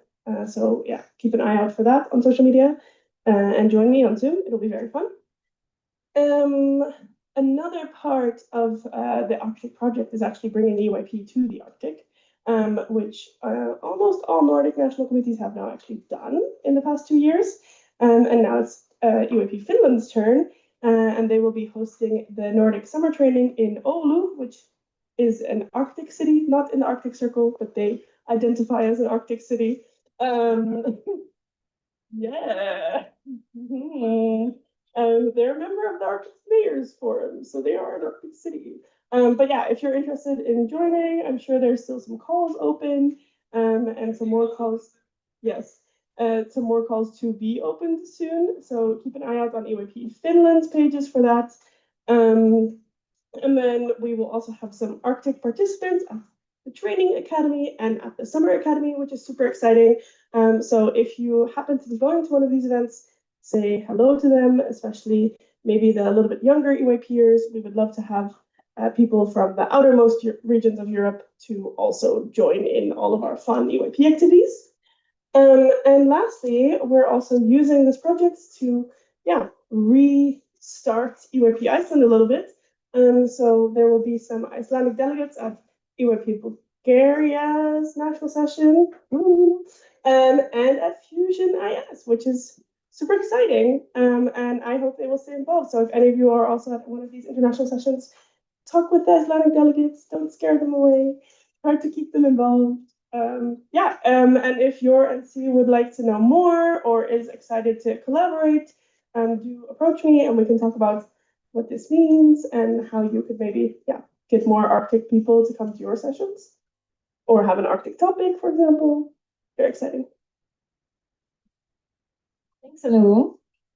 Now I will take over and talk a little bit about our competitions. And you might have seen that we have 2 competitions, and isn't it exciting? You're recording a video about an insurance and winning an Interrail pass. The deadline will extend it 1st of May. Saskia can tell you much more. She's extremely enthusiastic about it. Feel free to integrate more when you will be doing your updates. But do participate and spread the word, please, among your members. So that's our new partner, or semi-new. We had a partnership with them last year. Now we are continuing. And kind of also a lot depends on the future of this partnership, on how well we can promote this competition. So we would also really ask for help with promotion. And of course, please submit your own videos as well. And the second competition we have ongoing is on the climate topics, and it's more about artistic and visual arts. It's still some time for you to work on it. The prize here is also having your own space in Brussels as an exhibition. And of course, if you have nationals, regionals, you have media team there, just encourage them to apply. It also will give visibility to your own media work from your own nationals or regionals. And for this competition, approach Nikita if you want to find out more, and there is still more time. And the prizes are also quite cool, no? Like €1,000. Please. And then I think I'll pass on to, actually I will not pass on yet, but just a few more projects to mention, just so you know what also keeps us busy. We have 2 EU projects. One is this Understanding Europe Network, another one is climate work. By Rescue Yemka, there is not much in terms of opportunities for the NC engagement there, but there is a little bit of content-driven work that we do in the office, and then we'll share some news and surveys. And of course, the survey for the climate, for the By Rescue, also thanks to all of you who participated. So we now have some results, and Anna, I don't know if Anna is here now. Anna is managing By Rescue, and Shale is managing the Yemka project. And we have the next project is about our work with refugees. I'll pass on to Nadia. Thank you. Anna has touched upon this already. So some of you have heard about the With Refugees project, which is funded by the Ipsos Foundation, which is a market research company. And they kindly support us in including refugees and internally displaced people, stateless people in our events. Do some outreach. We mainly have 3 pillars for this program that is 1 year long. It started in summer last year and it will end in June this year. So a lot of things have already happened. We had refugee delegations, so to speak, at international sessions, which is what large scale events refers to. We had an NC project fund stream on With Refugees, and still a couple of events coming up, national events where refugees will be included until June. And then the mentorship program, which focused on more of a buddy system. While the mentorship program is normally a career mentorship program, this was open to either career advice, but also more of a buddy system where people could be could get in touch with other people from their country and just exchange on how to get a foot in this new environment. Actually, we can already move to capacity building projects, starting with something that has already happened this year, which was the president's meeting in the Czech Republic in Prague this year. shout out to UAP Czech Republic for hosting this lovely event.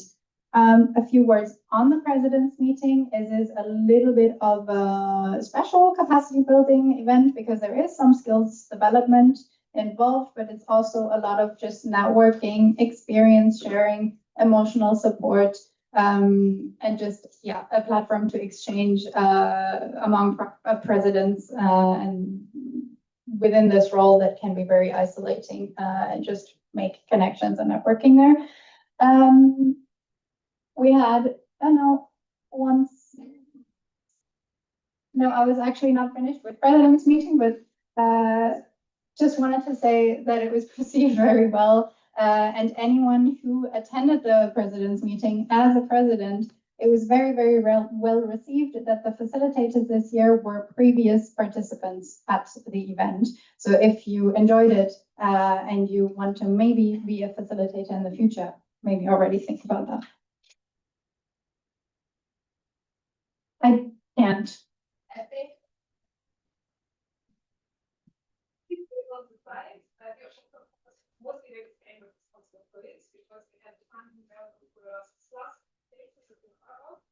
So once in a while, we zoom out, take a committee was training as partners as well.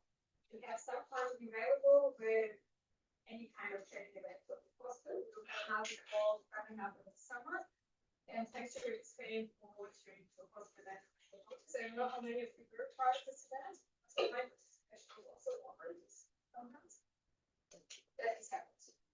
And we will move on to the training academy. Training Academy, you will recognize at least one of these people on the slide, which are the head trainers for this year's edition, taking place June 25 to 28.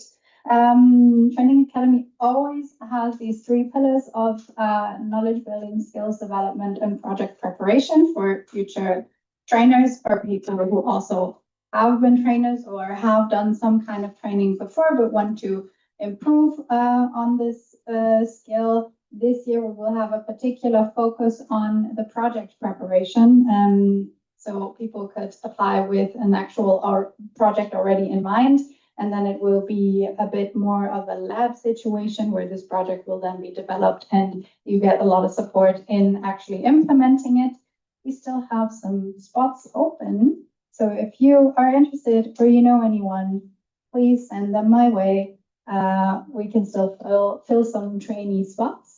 It will also, similarly to this event, take place alongside an Understanding Europe event, the Transnational Training for Trainers, which is a lot of T's.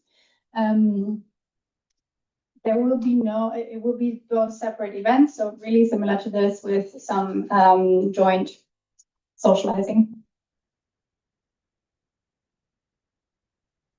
Yeah, Summer Academy will be hosted by UAP Bulgaria on the coast, on the beautiful coast of Bulgaria. So it will be a beach edition of the Summer Academy. Again, similarly to here, we will have Understanding Europe's European Summer School alongside happening also at the same time and at the same place. There will be Arctic participants, as Annalu mentioned. You can see here head organizers, head trainer, and editor as a leadership team. Yes, you've already all received your first nominee person confirmation. You might be interested to know when second nominee people will be confirmed. That will be next week. So stay tuned. Media Academy has a little plus because it's a special edition. It will be Media Academy Plus happening as a study session. Does anyone know what a study session is or has participated in it? Can I get a show of hands? Okay, not even that many. So it's funded by the Council of Europe and happens in close cooperation with the Council of Europe according to their educational standards. The cool thing is that they pay for everything and it's 6 days long. So 6 days full of training. We get a lot of opportunities. We get there. It's gonna happen in Budapest and Blackout in Hungary. Sorry, complete blackout. At their facility. So accommodation, venue, everything is provided. It will be maybe not super fancy, but very, very nicely staffed and equipped. It is open to other youth organizations. That is the more special thing. But it is our study session. So it's an EYP study session with a head trainer, Ismail Malikov, which is an EYPer. And all based on our educational methods. A trainer call is open as of today. So if you want to be a trainer, please apply. Trainee calls will then also later on open. Cool update. There's a capacity building catalog now. It's up on the members platform. I will also send an email around. This has been a project for a really long time to just gather all of the capacity building events that we do annually, regularly, or project-based and funding-based, just to get an overview, what the historical context is, what the goal is, etc. It has been a very, very long ongoing project. I'm super interested because it's been worked on for so long and by very many people. How you feel about it, and let me know. Super interested in feedback because there's also going to be a dedicated GBA working on the capacity building catalog to improve it a little more. But there is a basis. You can look it up, check it out. Let me know if you have any feedback on it.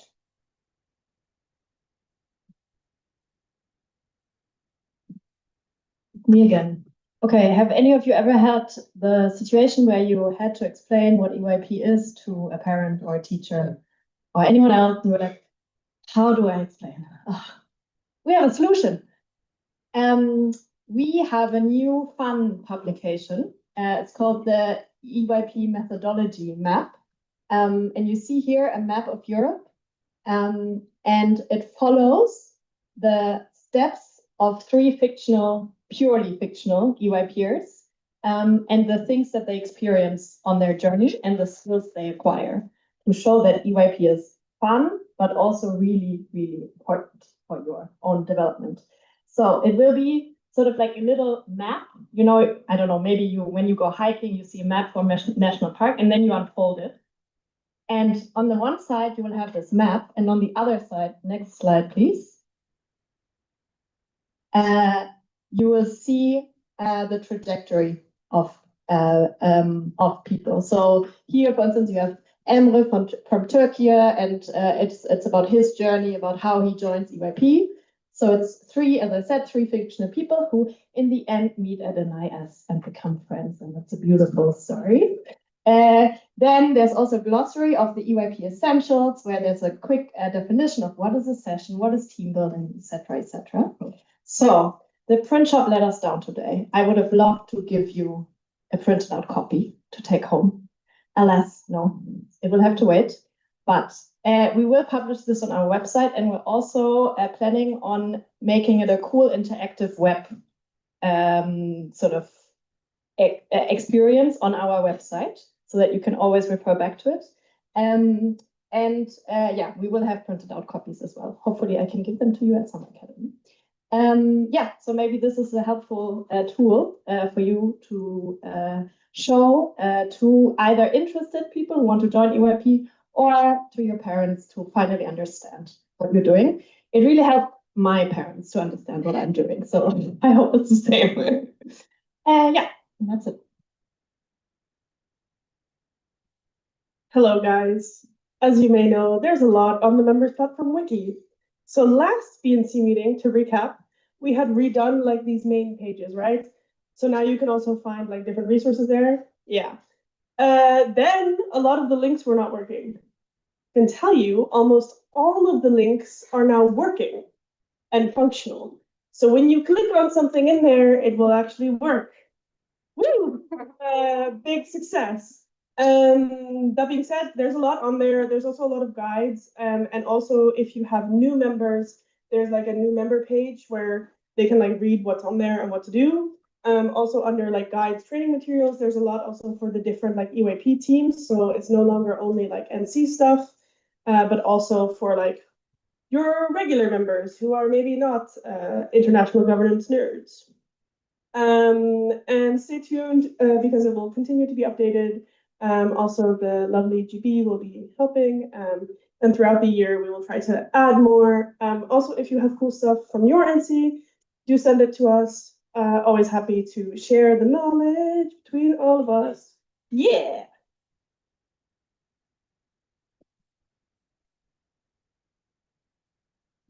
Hello, everyone. Very nice to see all of you. I think you all know what international sessions are, but maybe just to still explain why they are important in our eyes. One of the reasons that international sessions are important is because they really are one of the flagship events that brings the entire network together. So not you as MCs, but actually the members and mostly very young and new members, and really is like a kind of a spark that ignites. But because you all know it, I won't talk more about it. So we can go to the next slide. So at the time of the last BNC, at the same time, the CMO of the international session in Malaga was taking place. It was in last October, November, and it was about the Mediterranean with the theme Uniting Borders Through Changing Tides.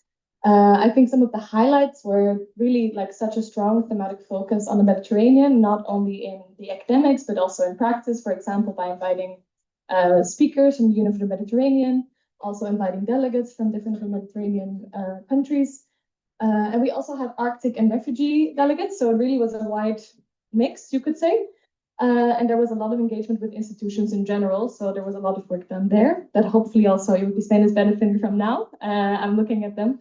And the evaluations were very positive. People really enjoyed the session. I mean, you can imagine Spain, Malaga in October, the vibes are very high. But I think the schedule, because of also the institutional relations, was also a bit packed. So I think that's kind of an overview. And yeah, let's do a little round like this for EYP Spain. Thank you so much for hosting the IS. And then the other international session, which still happened between the two BNCs, was in Pordenone, which happened, it feels to me very recent, but it was already a month ago. And it was last at the end of March. And the theme census is Urbs Optimens Ram Hominis, redesigning cities to fit human needs. Basically all about urbanism and how to actually make urbanism fit people.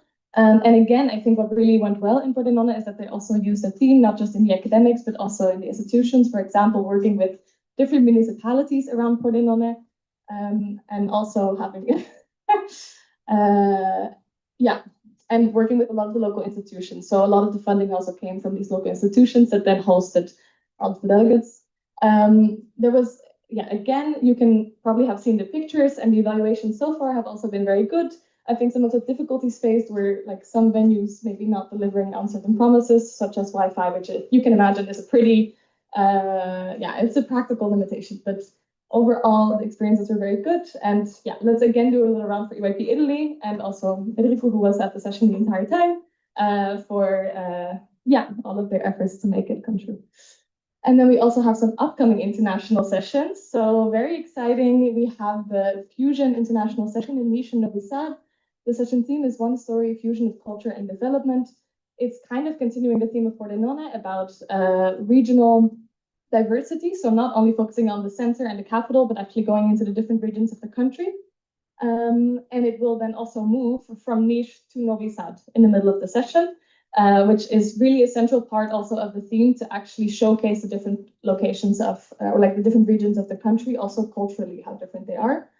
Currently, delegate and the officials calls are open. So if you have not yet sent your delegates, make sure to still do so. You still have some weeks. I should have written the deadline. And the officials calls is also open, so make sure to spread it among your members or apply if you're interested yourself. Then Frankfurt, I see Germany getting excited, is planned to take place in late July of 2027. The theme sentence is Vision for a Resilient Europe. We had the first preparation meeting last January, so now they are starting to work for venues, accommodation, and doing the initial grant writing. But I'm sure that if you approach EYP Germany, they're happy to tell you also a lot more details already. But at the moment, I don't have anything to ask of you. And Porto, even more recently, we had the prep meeting, namely this very week with Joanna, who is also here. And the event's focus will be on international relations, focusing a lot on also looking beyond Europe, and also kind of looking at mobility within Europe. So think of migration, immigration, big topics that I think are relevant in today's world. And it will take place early September 2027. And where will we go in 2028? That's the question that I'm asking you.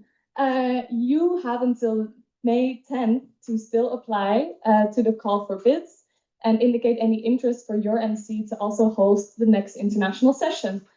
I'm here today, and you can always approach me, but I'm also still here tomorrow. I'll also be hosting a workshop on demystifying international sessions, where I'll tell you a bit more about what actually goes behind the organizing of an international session, what we also offer as the international office for you to be supported throughout that process, and more details as well. I think that's it.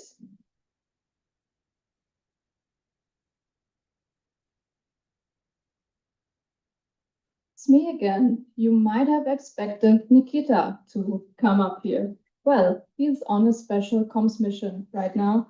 And if the stars align, but I don't want to overpromise, he may make an appearance still during this update slot. But we'll see how it goes. So I'm just going to wing it a little bit now. Can we go to the next slides? So you see this PowerPoint template that has been used for this updates presentation.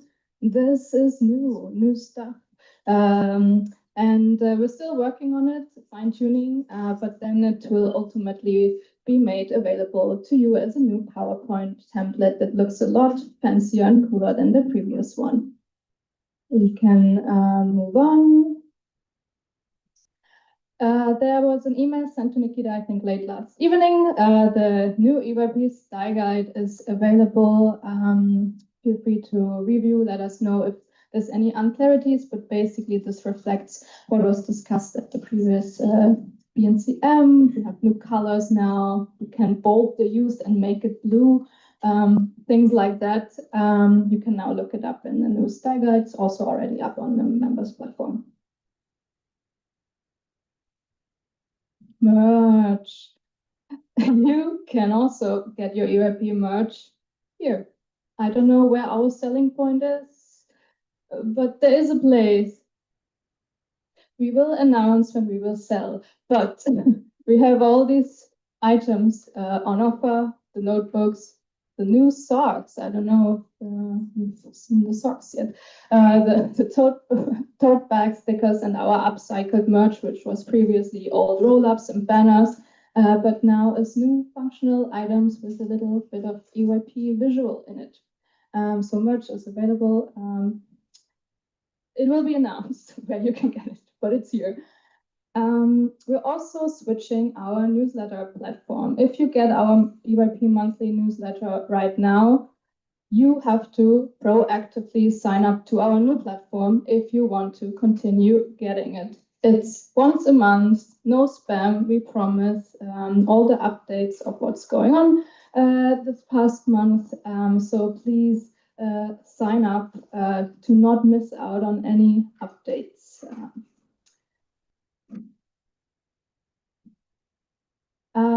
Let's see. Yeah.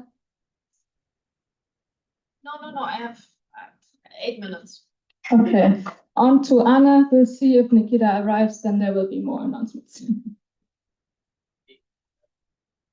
Yeah. So, Understanding Europe. As you know, this is a joint event, and we have a few team members now who also work on Understanding Europe. Those are me and Nikita partially for communications, and Julia and Nora. And I just wanted to give you a quick overview of what's happening in Understanding Europe. Next slide, please. Thank you. But I will keep it super brief because later on there will be a workshop where you can find out more about Understanding Europe. Then tomorrow the GB has a specific slot to give updates on Understanding Europe. And on Saturday we're also hosting sort of like an informal lunch if you're interested in setting up Understanding Europe in your country. For those of you who don't know, Understanding Europe is a network similar to EYP, where young people go to schools and give workshops about Europe. So it's a great way for EYP also to increase your outreach to schools and to build sort of a trusting relationship with teachers. There's a fellowship, or rather 2 fellowships. Fellows develop the workshops that Understanding Europe trainers give. The Understanding Europe countries also have a national budget process where they get funding from us. This has also been completed now. And the 2 events that are upcoming in the next 4 months are the Spring TTT14, as Nadia said already, that's taking place alongside the Training Academy. That's where new trainers are trained. So if you are interested, you can also share, because we still have a few spots available, and share the call because it's a nice opportunity to learn how to talk about Europe, essentially. And the European Summer School is happening in Bulgaria as well. Currently, Understanding Europe is active in 10 countries. The next one could be yours. So feel free to reach out. Next slide, Anja.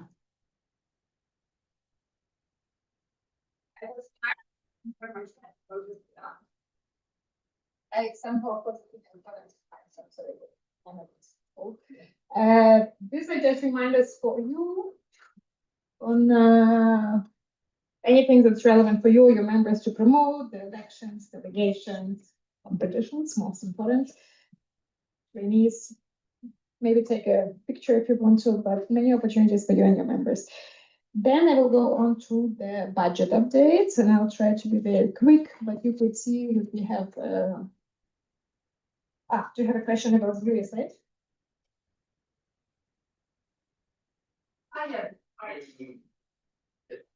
We can, if it's about the project, let's actually take the question now. Okay. If it's about finance, let me quickly present you some numbers and then we can go. So finance. So our budget is around 1 million. We're still in a negative cap, but it's like 40,000 now. It's not dramatic, so I'm not worried. But our 2027 fundraising outlook is also not amazing. Many reasons, and I can talk with all of you about fundraising. I know that you also struggle here and there, so we can just reflect together on how as a network we can make it work next year. I will remind you how it works, but the budget is, of course, my primary job and responsibility, as well as the fundraising is. And of course, the entire team supports me, but the budget is also a responsibility of the governing body and the Schwarzkopf Foundation. So, of course, I also report to 2 of these actors, and 2 of these actors approve our budget. So any bigger changes also needs to be done by the GB. It's not solely my responsibility. And there, just for you, an insight. Thank you, Anna, for sponsoring this great graph. And we have, that's where the money comes in. You see half of it is from the EU funding, which has become very competitive to get. So we are a little bit concerned there, as some of our EU funds are running out in the upcoming months, and then a very small proportion also of donations, sponsorships, and fees. And then this is how we channel the money. So you could see, and the overhead point is important to mention, because I think that's not everyone is aware of, that we do pay the money to the Schwarzkopf Foundation for them to host us in Berlin in their venue. Because the foundation sends a signal that they give the money to us, but it's not the case. And of course, they provide a lot of support and give us an umbrella, but we also need to pay for the services that they give us. And what I want to maybe quickly mention is not that, but a little bit to give you an insight how the money is, like just examples of the projects, because what we try to do with our fundraising, we try to always think of how we can channel the money back to the national committees when we apply for the grant. Parity is a very good example. So we got the security money, and then we kind of just designed this national support project fund, which actually also, I think the slide is still coming up about it. And then we try to just set up all of these opportunities to then for you to apply or to give extra money to the international session or to organize a training event. And what I would like to, that somehow got stranded, this slide. I don't know how it ended up here, but that's the biggest tool that we give back to the national committees, we really try to fundraise and always include this national committee support fund or project fund so that you could apply and they could easily give you 500 to 5,000, depends on the funding that they have available. And also for the NC project fund, you could approach Nadia, but also any other colleague at the international office can help you with your questions. And the next time we would open the NC project fund would be in the autumn most likely. And the alumni stream will be one of a few, and probably the security stream will also be there. So if you want also to talk about security with Saskia, she can give you ideas what application can be successful if you were to include it. And alumni here, she's still here. So if you have an alumni idea, you could talk to Anna and she will give you input.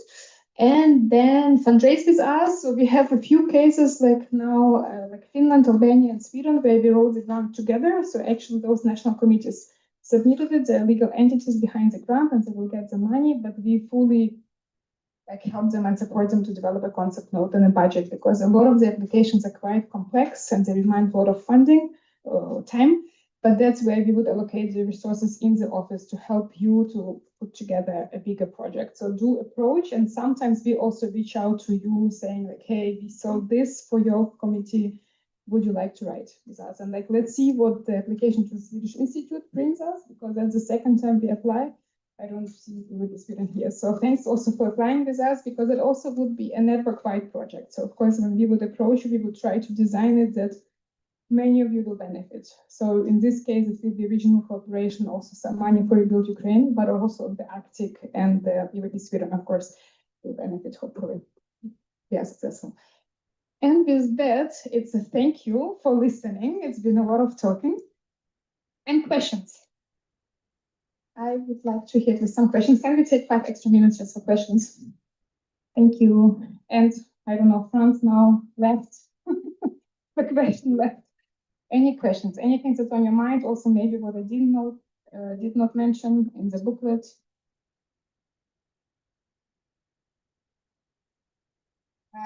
Do you have a microphone?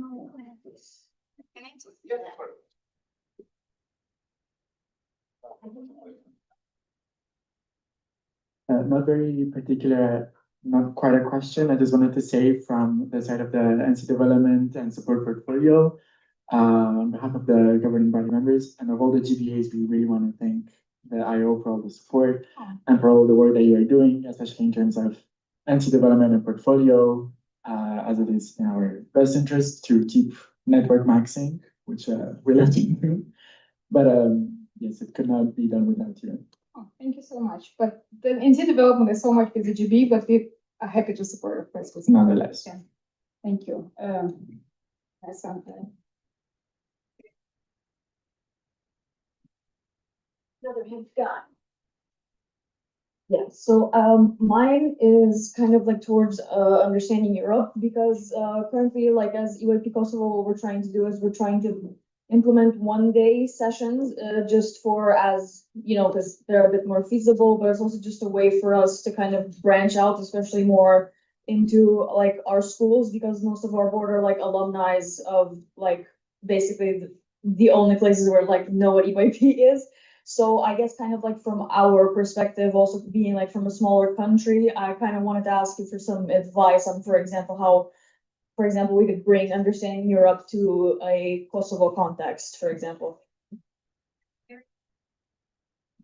Yes, just taking the occasion to tell you, as we talked to EYP Italy, we're doing a lot of one-day session, two-day sessions.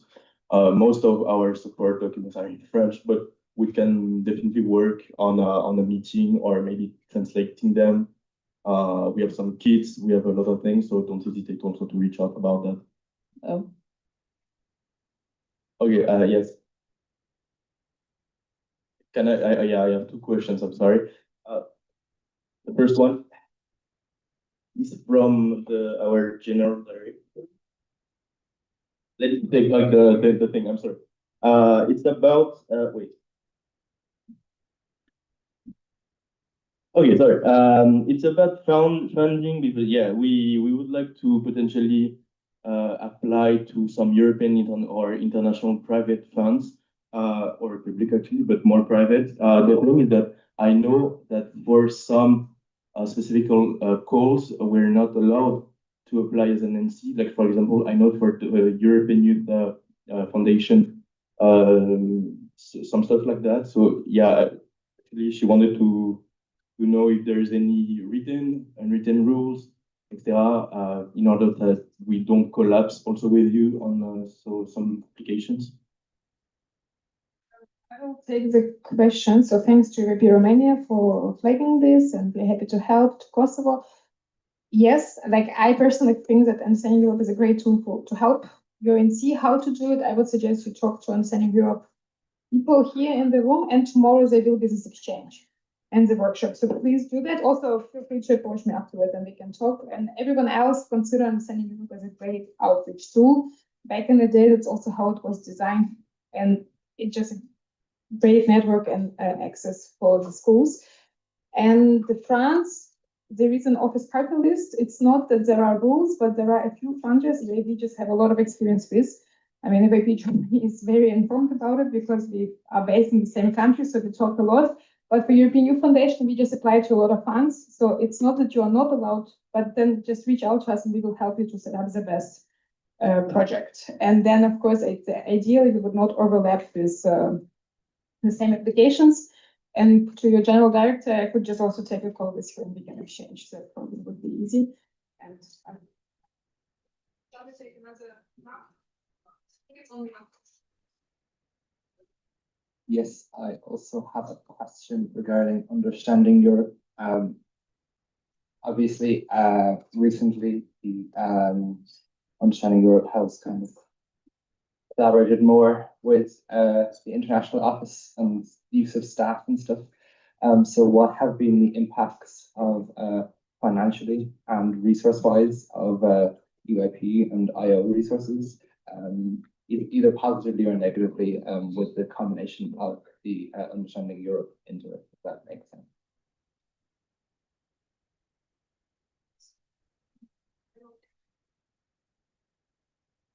Yeah, I think that's more for Saskia, I think, but you just as an information, do we know the like around which seasons or months will happen the 199th and like no 8th, 9th, like the other summer? Okay, that was my question actually. Like the question was to know if there's how much session that we're planning in 2027 and 2028, sorry.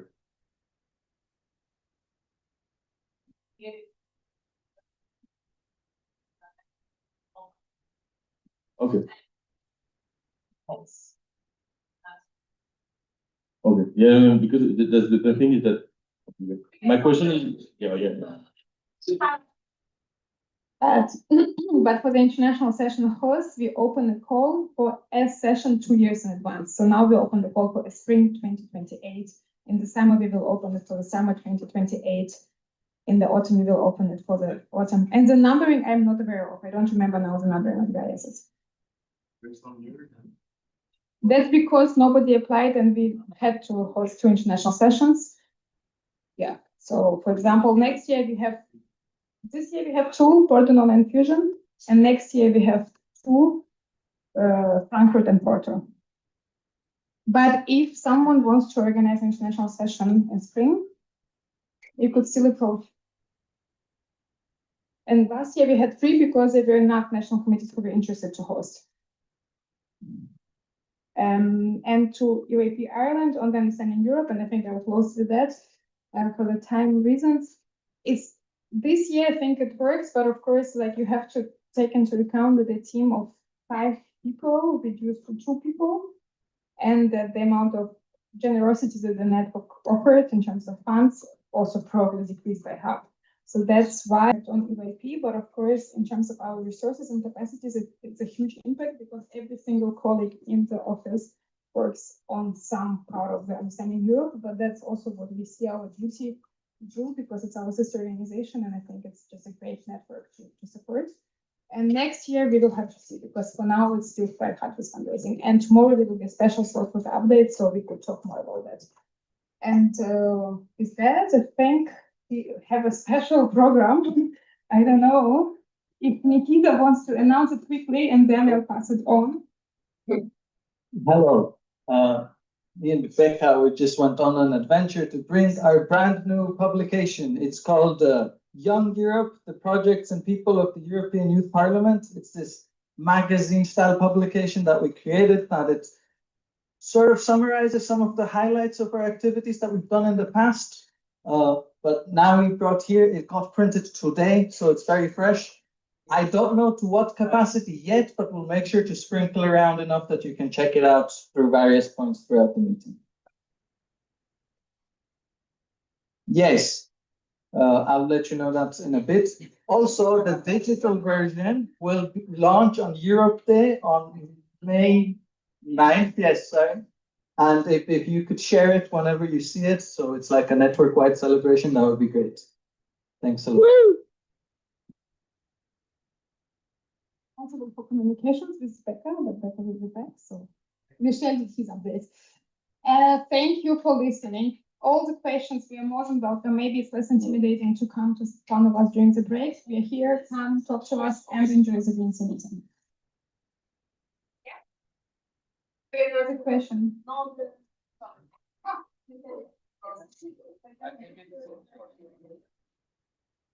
So, thank you to the International Office and to you all.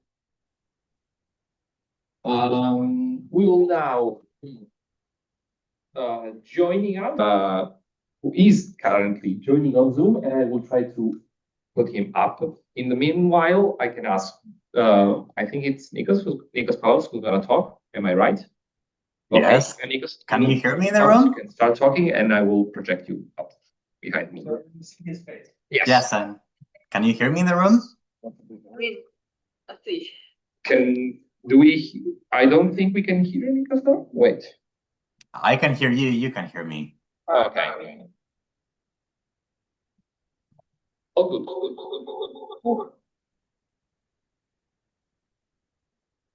Okay, according to Ivar, you can hear me, so that's a good sign. Is there also a way for me to be able to see the slides? Because I've got no idea otherwise. Do you have the slides with you? Like I don't have them, but if you send them to me in Slack, I will have them. Ivar, can you please send Nikos our slides? Because I don't think I can. Wait, I can try. Give me 1 sec.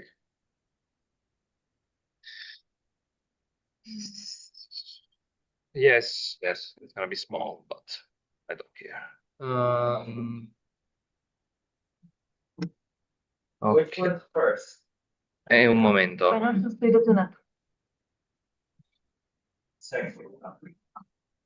If you say so.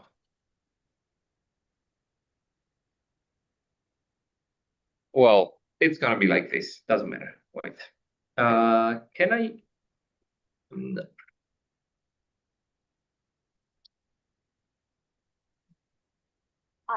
Yes, I can do it. Wait. Okay, I think we can.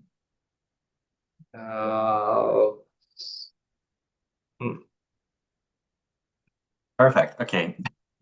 No, wait. This one. No, wait. I think we can do it. Yes. Okay.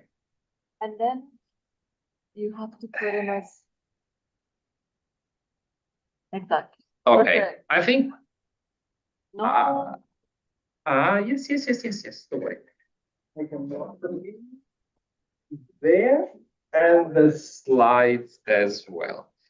Oh, this is complicated. Okay, I think we can. Can you see it? Yes. Yes. Okay. All good.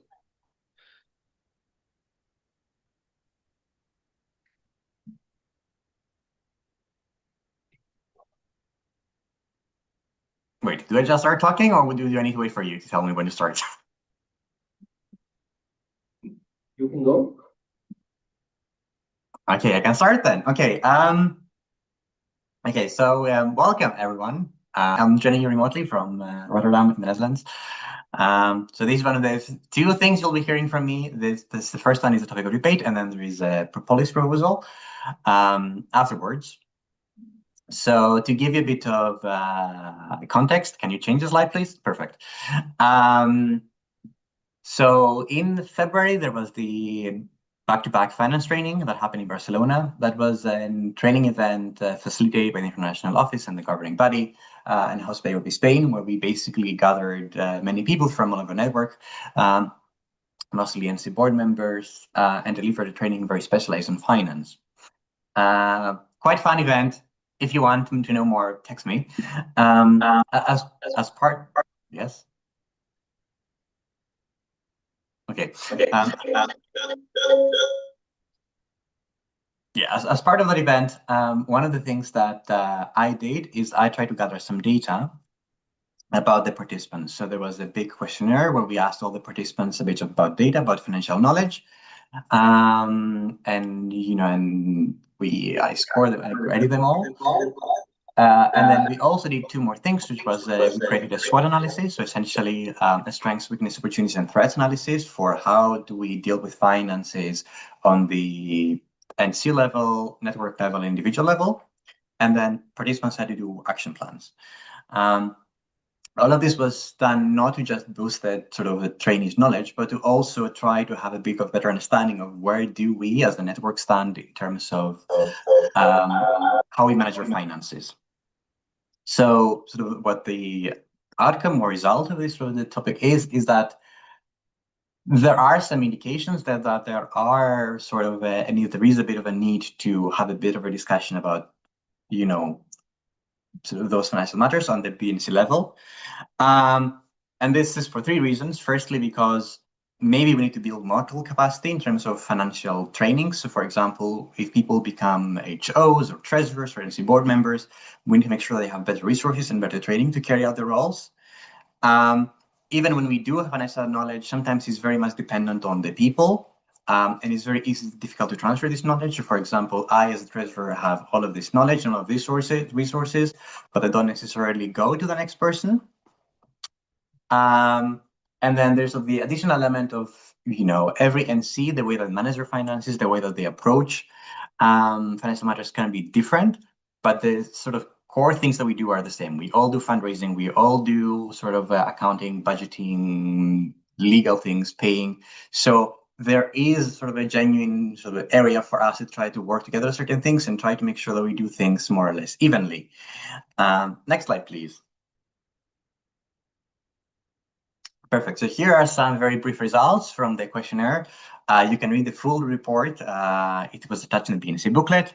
But for example, the understanding of how finances work in the NCs is 3.3 out of 5. Or for example, people being able to plan financial gaps was a 2.7 out of 5. People being able to implement an annual budget is 2.8. And this sort of was supposed to be with like the scaling where 3 is the perfect and 5 is that you are understanding. But even in this case, you see that people already have a bit of low scores, which means that we should try to elevate those scores so we have more people who say that they have better financial understanding, able to implement annual budgets, and everything. Next slide, please. So what we did then is that we then gave the trainees the option to create sort of the action plans to what are some things they want to work on to improve finances within their own NC or within their own projects. And those focus on those 4 main categories. You can read them again in more detail in the report itself. But through the action plans, it was quite clear that people also feel that there are things that can be improved or things that people can work on to actually improve the way that they manage finances. Next slide, please. So why are we bringing this topic here together with the governing body? Because we believe that there are some things that we can discuss and certain actions that we can take. My sort of first suggestion would be to take the questionnaire that we had for the B2B finance training and try to distribute to a bigger sample. So try to get as many more responses as possible and try to see, with an even bigger sample, what sort of data are we getting in terms of how much understanding people have in terms of finance. Then my second recommendation, which is, touting my own horn, I think having more financial trainings would be a great thing for the network to do.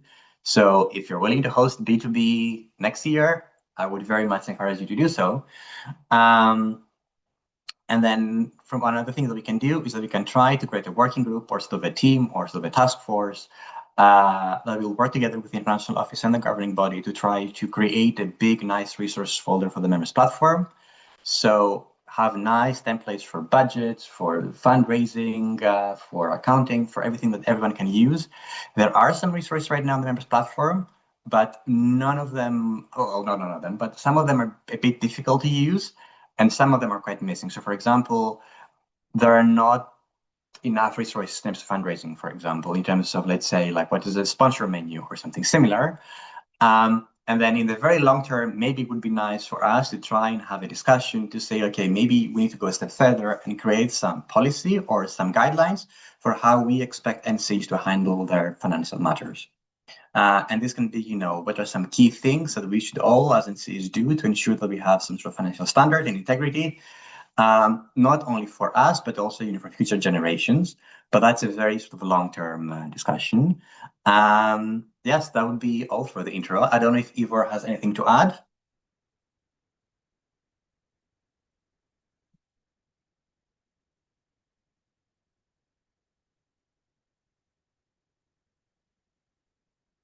If you're saying something, you're muted, so I can't hear you.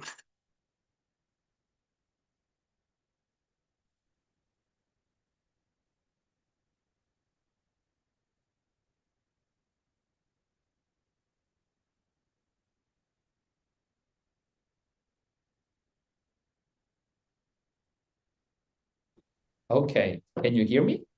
Yes. Okay, Ivor said no. So we are opening the floor for any NC willing to deliver a statement on this topic of debate.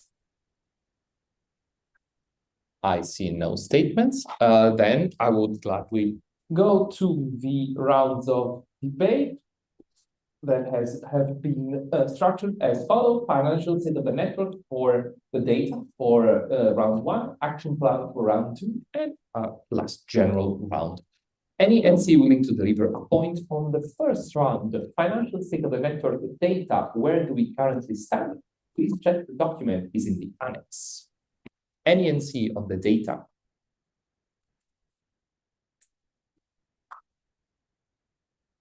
We don't apparently have no big love for numbers. Any NC for the second round of debate, the action plan. I see EYP Turkey followed by EYP. Oh, sorry, Finland and then Spain. Do we have a mic for EYP Turkey in the back? No, wait. Okay, and then Finland. Yes, mic to Turkey. Oh, they have it. Great. Can you hear me? First of all, I would like to thank anyone who has been working on this. I think the possible action plan laid out and the proposal is very good as it is, and I think we could also add the fact that it might be very beneficial for the non-EU countries to collaborate on this as well, as we are not always eligible for the EU funds or grants, or it is also very hard to seek for Erasmus Plus as well. So just to put it out there. Thank you, EYP Turkey. As promised, will be Finland.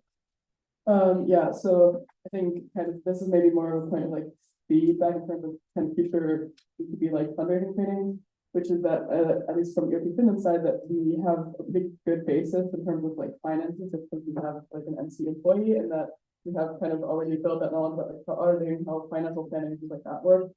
So maybe also kind of besides just maybe how to plan finances, also especially in terms of like fundraising, really putting a newer focus on that, just because that's how I think our finance support member like felt the training would have been more helpful to him. Because I think in those current state it wasn't like at least that productive for so maybe also fundraising, I think the point where a lot of MCs struggle. So yeah. Thank you, Finland. I've got a direct response from EYP Bulgaria.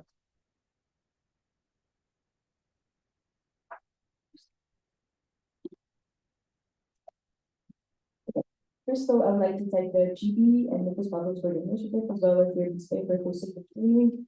I would like to add to what Finland's point. because for us, we also felt like some of the modules were maybe a bit more basic knowledge, and we do agree that this is important as well, and maybe for the future, it would be nice to make a clear distinction between having more advanced modules to talk about fundraising and matters like this, and then also have the knowledge sharing. We got another direct response, which I will take. It's very brief from the UK. We got a microphone from or the United Kingdom. Maybe on the lower side here. No, I'm already now. It's fine. Nikos Paulos wouldn't hear you, I think.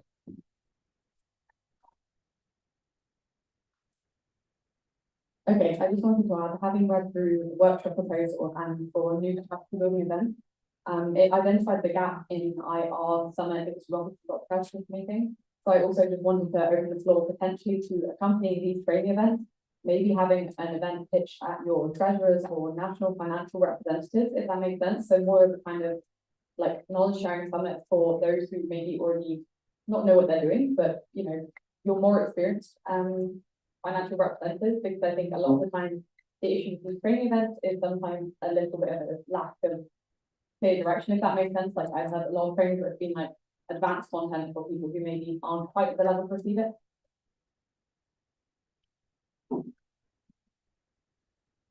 Is really strictly related to what has been said. Very briefly, EYP Slovenia and then EYP Spain as promised.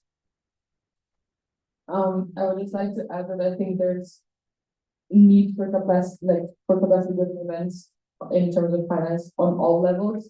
Yes, there is a lack of addressing them on like higher levels, but also on beginner levels.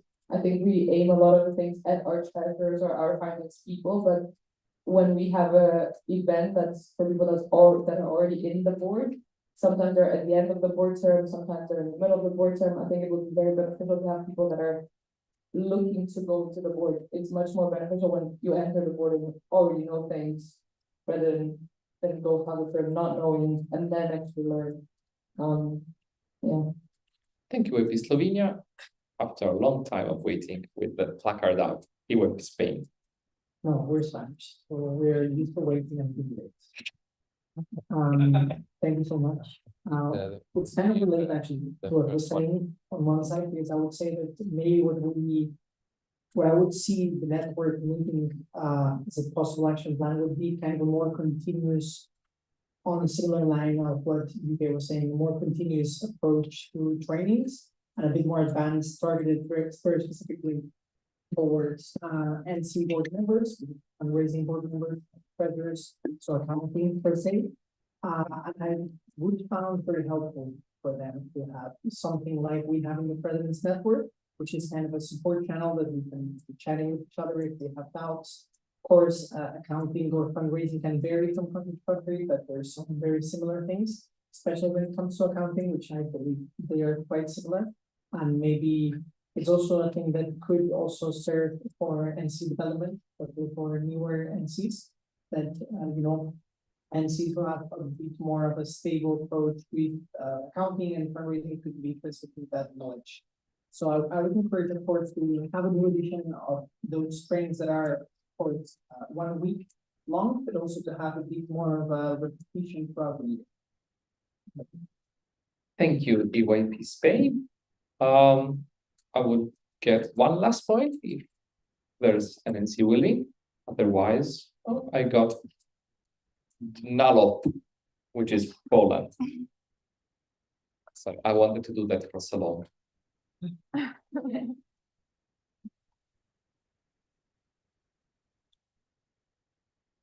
Can you hear me now? Yes. Yay! Sorry, I was missing out with backup. So from EYP Poland side, also about like people who went to B2B finance training.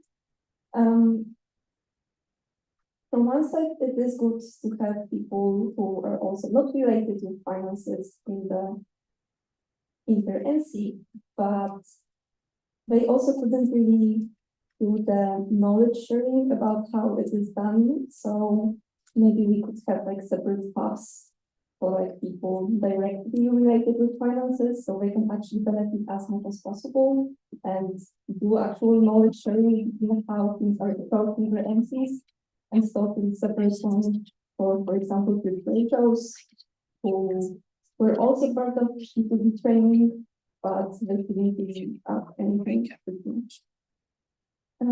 That's it. Thank you. Thank you very much.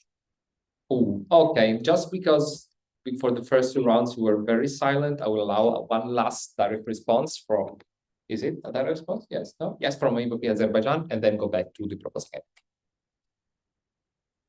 Can we get a mic to Mark? Thank you.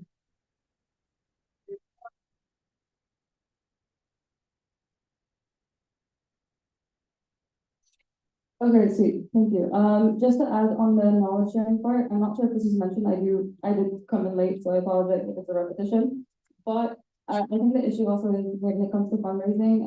In our case, at least, we have a lot of luck when it comes to session-specific fundraising, but not necessarily long-term fundraising or yearly fundraising. And so, this is kind of advice on how to get grants, kind of like the IO does, in a sense, where they for a really long time. I think it would be really helpful, at least maybe for more Eastern NC especially.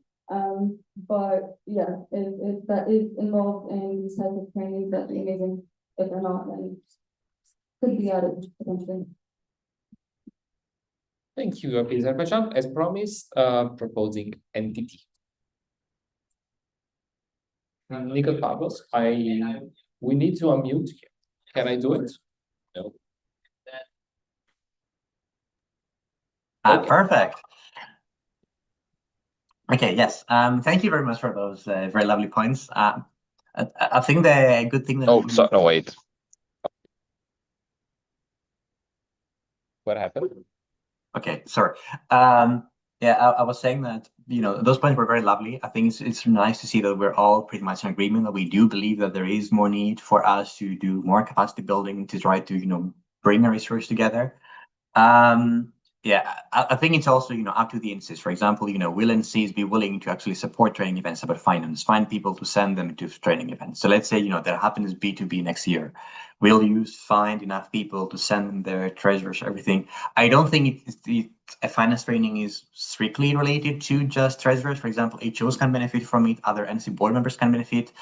In the B2B training, we also had, I think, 2 people from Understanding Europe who were able to learn from it.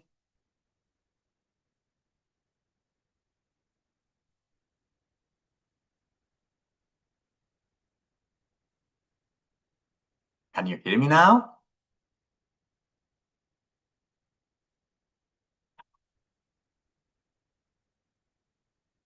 Wait.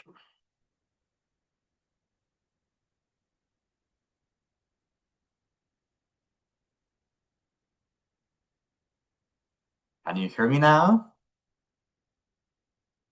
In the room?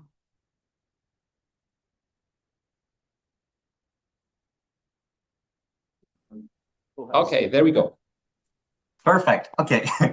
I assume that means you can hear me again. Yeah, I was saying that it's really nice to see that NCs and all of you are pretty much in agreement that we do need more capacity building. I think this is also what the B2B training showed. So I think it's up to the NCs to be able to pick this up and show more momentum, send people to these training events. It can be like finance summit, it can be fundraising summit, it can be, you know, PRs and communications. I do think those thematic things that feed into how much we're able to generate income are important. I also think there's also agreement on the second part of how do we pull together resources. I think obviously there needs to be more material on the members platform that we can all use and share. And I think EYP Poland also said that, you know, maybe that means that much like we have a communications officer in Nikita, it would be nice to have someone who does a finance officer and sort of supports NCs and provides them with knowledge and tools and resources on the finance side. I think both of those two ideas are great.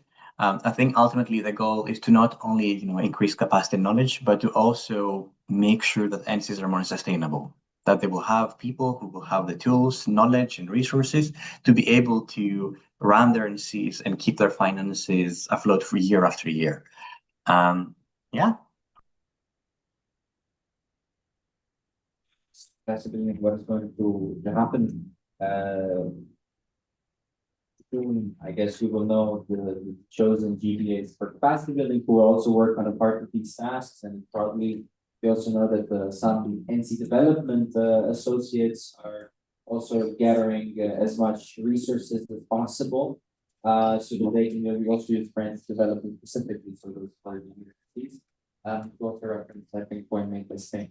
So indeed, there's a lot going on. So if you want to engage, share some sort of research already, it is very much doable and possible. And rather, we would work from the point of view of having a lot of these resources. That's nice, that's good. And then later on, making a bit more sense of that, because there is need to increase this, not necessarily relatively soon, but it would be good to do it sooner rather than later. So that's it. Thank you, Ivor. Thank you, Nikos Pavlos. But we are still with you with the next agenda item, number 7, update to the policy on evaluation and feedback. Allow trainees to receive evaluations. I would kindly ask you to streamline it as much as possible through the actual proposal, and so that to keep as much time as possible for the debate. The floor is yours. Perfect. Yeah, so this is a small sort of change. So again, inspired by the B2B finance training. I think what we need to do is that it would be very nice for us if we're able to change the evaluation policy to enable for trainers or head trainers to also evaluate trainees. And sort of the logic behind it, and the reason why I think this sort of proposal might be necessary, is that first of all, we now have a bigger and bigger pool of people who are trainers, and they're doing training, either exclusively within EYP or a side activity within the EYP. So we have a bigger pool of volunteers who are involved in this. And at the same time, we have no insight to know how people perform. So for example, is a person who was a trainee at the B2B finance training ready to be the trainer at the next one? Or for example, is a trainee at the summer academy ready to train at the next summer academy? So I think this is why it would be really important, because it will give both trainers the opportunity to give insight to the trainees of like this, what this person came and what this person learned, and here's how I believe now they're more capable to take on the future role. But it's also nice for you as a trainee to receive it. So for example, if I was a trainee at the summer academy and want to become trainer at the next one, I will have a proof of like, here's what I learned, here's how someone else evaluates my performance. So this is why I would be a good fit for the role. And for me, there's also the added element here that, training events, much like sessions, need to have some sort of standard. And the standard is that that you are there, that you're present, that you genuinely sort of participate, that you genuinely sort of engage with the materials, and that you have someone else confirming that, this person has passed, this person has genuinely come to this event, learned everything that it has been shared with them, and are now able to transmit it to other people. If someone fails to meet the standard, then they would be able to get an evaluation saying the opposite, that this person, for example, did not seem interested enough, did not seem to engage enough. So it could be this recommendation, and that way you'll be able to differentiate between the two. Next slide, please.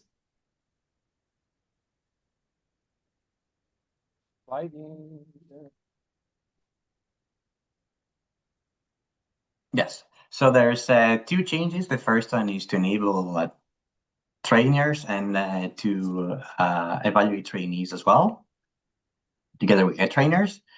So that would be the first change, which is in Article 5. And then next slide. And then perfect. This exempts for the same thing of trainers will evaluate the trainees and everything. But there is also an addition on, which is the last paragraph, that when trainees or trainers are being evaluated, we must also include a short description of the curriculum modules that the person being evaluated delivered or attended. So the intended aim of the training event to be able to make evaluations comparable. So not only will you be able to evaluate your trainees or your trainers, but you will also need to have at least this paragraph saying what did this person attend. So for example, if it's the Media Academy, what sort of modules did they deliver? What sort of modules did they attend? So then someone else with this evaluation will actually have an understanding of what was this event about. And for example, like if I see someone from applying as a trainer at the finance training, and the evaluation is from Media Academy saying that they did editing photos, I know, for example, this person might not be the right fit. Yeah, so those are the two changes suggested. I don't know if Ivor has, no, or Stefan has anything to add? No. Then we're good to go. Okay, thank you, Nikos Pavlos. And I will now open the floor for NEC willing to deliver a statement. I see the United Kingdom. If is recognized as long as there is a microphone.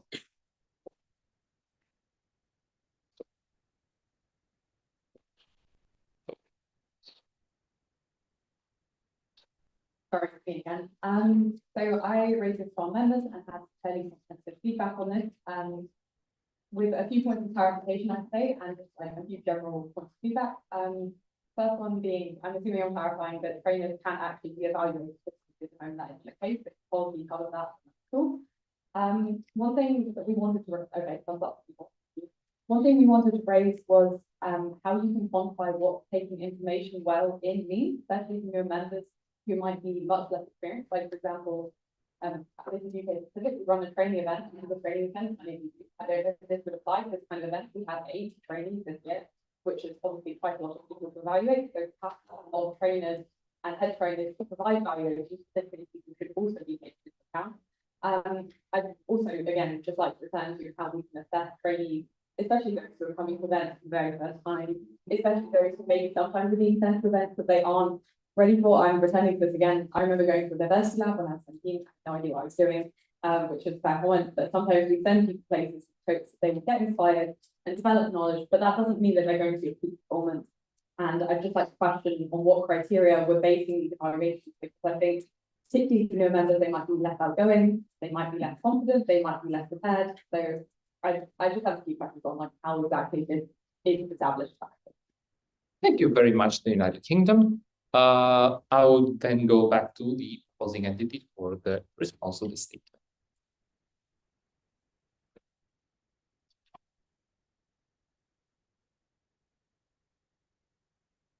Is he talking?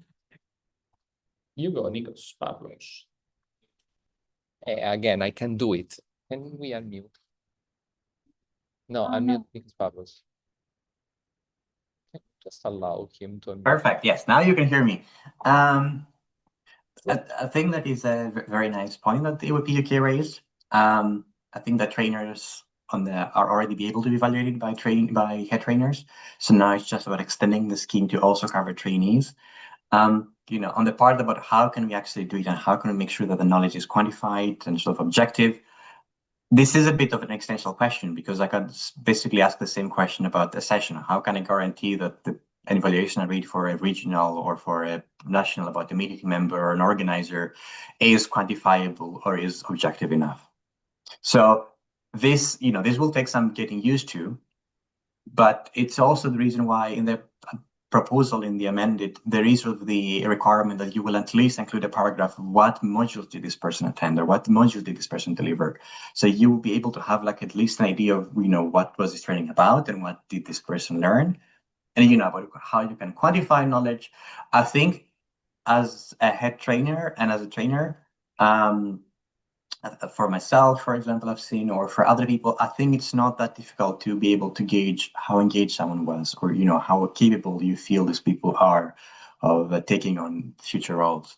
So, for example, I can give the example of I was a trainer at the training academy a couple of years ago, and Nadia was one of the trainees. I would have loved to be able to give Nadia an evaluation as a trainee.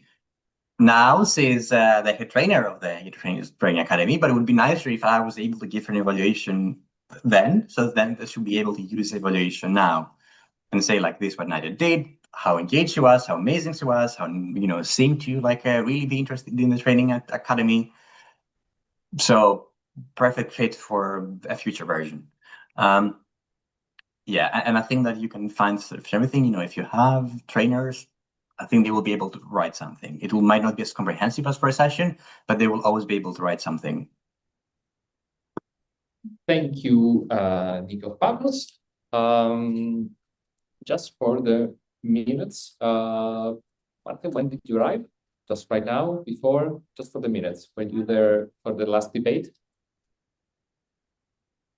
Okay, financial updates or, okay, good, thank you. No, financial state of the network, okay. Thank you. Now we will move to the rounds of debate, which have been labeled as round one, ability to evaluate the trainees, round two, trainee evaluation guidelines / format and channel one. Then the first round is debate round one, ability to evaluate trainees, if and how should trainees receive evaluations. I see some points here. I haven't seen the order, so you will speak, no worries. Finland, Slovenia, Czech Republic.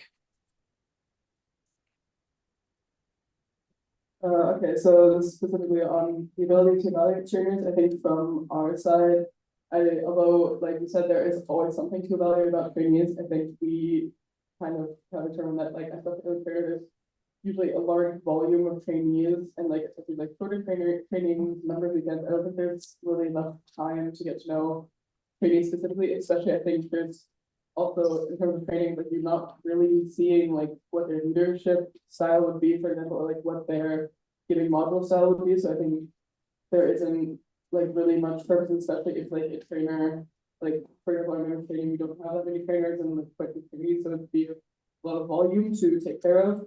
And then also I think it would probably be a lot like maybe not easier, but I think often something that would be more reliable, especially in terms of trying to get to training level is evaluations like extended leadership, for example, someone's actually given modules, for example, rather than just, I think there's not that much to be gained from in terms of insight.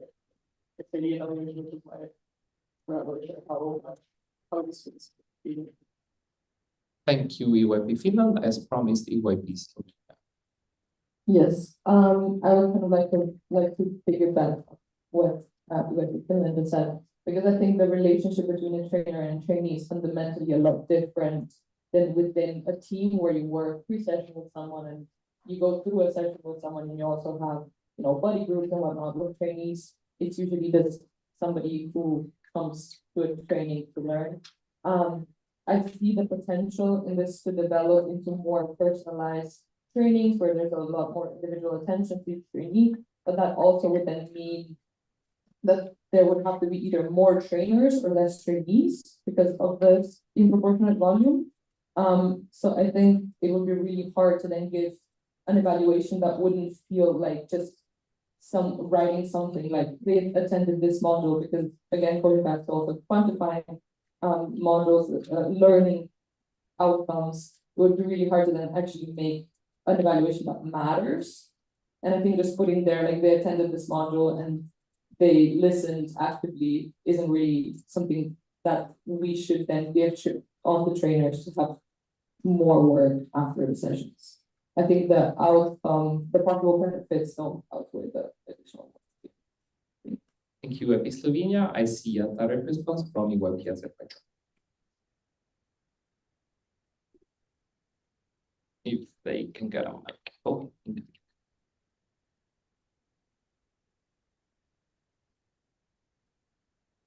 yeah, just to add on that a bit as well, it's not only that like one trainer is responsible for one kind of stream, it's that multiple are responsible for multiple streams, or a single stream, at least in the training events that I've attended. So like say for example, there's 3 trainers that are generally all responsible for like the people who decided to attend the academic stream, or who wanted to you know, learn more about fundraising in the summer academy or wherever. So then I think there should also be a discussion on like which of the trainers would be more responsible, or you know, if it's a shared responsibility between trainers, when I think also a debate would come up on you know, different opinions. Someone might be really good in one kind of subsection of a certain sector, and someone else and they might be relatively worse in another. But I think that kind of should be talked about as well. Thank you, Azerbaijan. As promised, public.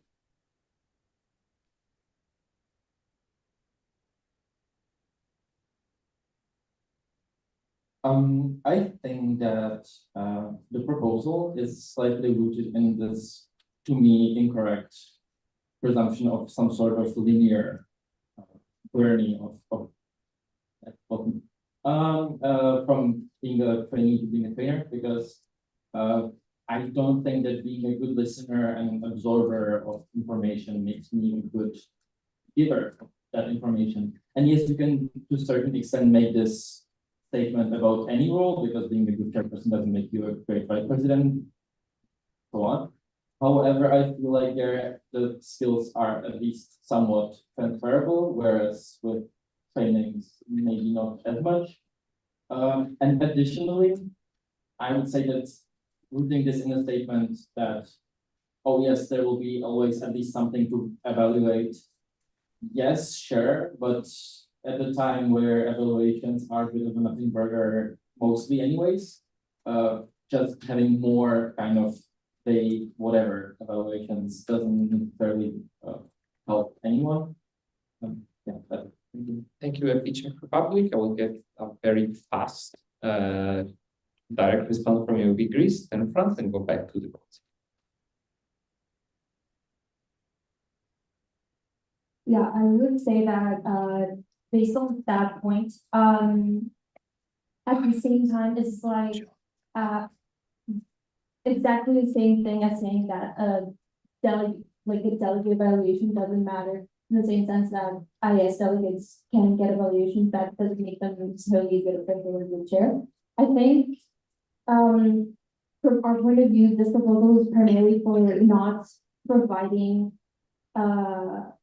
like an evaluation for every single delegate, because I also do agree with the fact that the ratio of trainees to trainers does not make sense, but more so about the ability of having that opportunity if someone really wants to. Thank you, Greece. Now I promise France. I'm sorry, Bulgaria. Salta macaco. Thank you. I will just bring your attention on another approach on this question that is very French of us, but as you might know, we don't have juries in France, and we don't really appreciate evaluations concerning the delays. We think that training events should stay a safe place to learn new things. And we are afraid that evaluations on trainees would create a pressure that they could meet in school or in unis. And to us, it really distances EYP from its main goal.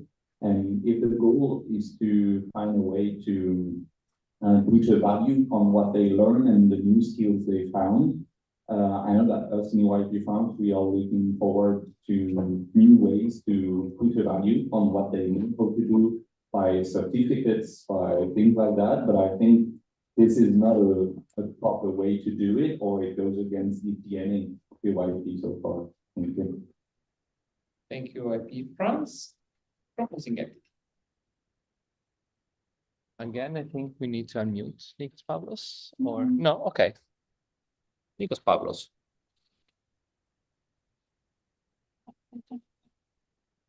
No, internet is working. We can't hear you though. My Zoom is.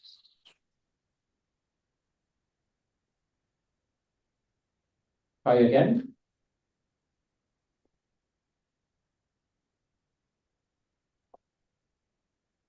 I don't know what's happening.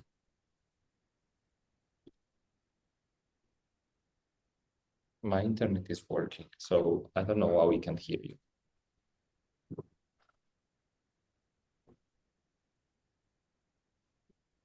Can you hear me now?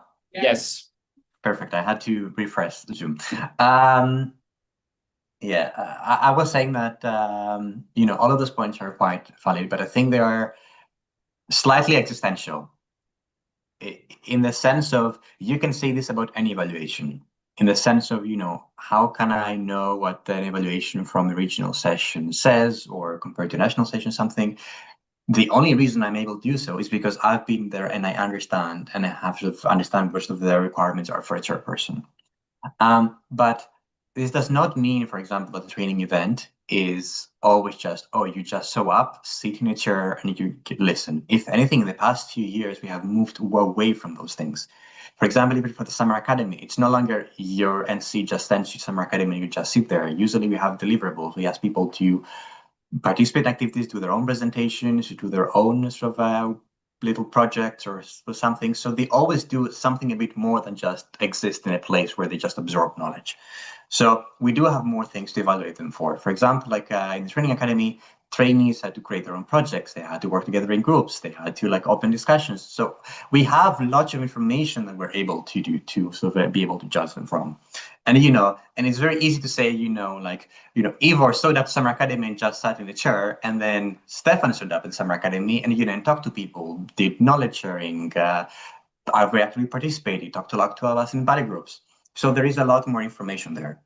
Then there's also the other element, which is, will everyone receive them? No, because this does not make it mandatory to give trainees an evaluation. It makes the possibility. So for example, if it is a training, an EYP 101 event for people who have only just joined EYP, I would not give them evaluations. I don't think it's necessary because, as you said, it's an EYP 101, it's supposed to be a very low pressure environment for people to get to learn things. But if it's something a bit bigger, like the Media Academy, the Summer Academy, Training Academy, or like a big national event, why not give these people, the trainees who actually showed up and participated in all of these things, a possibility to receive one? And then here's about the practical side. It will always be up to the head trainer and the trainers to decide how they will want to do this, how big or small the evaluation will be, how detailed it will be, who will write what for whom. So for example, in the Summer Academy in Bern 2 years ago, each one of us had like, I think 5 people in our body group. So for example, if Irem wanted to let us evaluate people, she could just say, you just take the people in your body group and you will write them something. We will all give feedback or comments and then post them. It's pretty much the same how it works, for example, for officials in teams. It's very rarely that only one person writes this and only one person sees it. So you can still have multiple people co-authoring an evaluation or disagreeing or anything. Yeah, I think those are my responses. Thank you. We're also open, based on what the points have been raised and what Nico said, we're also open to amendment ideas. If you have something, if you want to distinguish between some things or want to add some more detail to this or whatnot, we're very open. It's a constructive, of course, space. And so thank you for also keeping it constructive until now, and I'm sure it's going to continue to be that way. So amendments are an option. We're very open to them. We cannot decide on them on the spot, but you decide on them and then we get back to you within our deadlines. So keep that in mind as well, based on all of the discussion, because I'm seeing some compromising language about that. So just like that. Thank you. Thank you, Ivor. I'm happy you are happy for amendments. Well, no, we're not. Since for time constraints, we'll skip round 2 and we directly go to the general round if there are some like remaining points that haven't been put forward in the last debate. I see EYP France and then EYP Poland. Oh no, okay. Wait. Raise your placards if you want to have a point in this debate, because we can have many, and I'm deciding now. I will hear from someone who hasn't spoken yet, so I would say Latvia and then Ireland.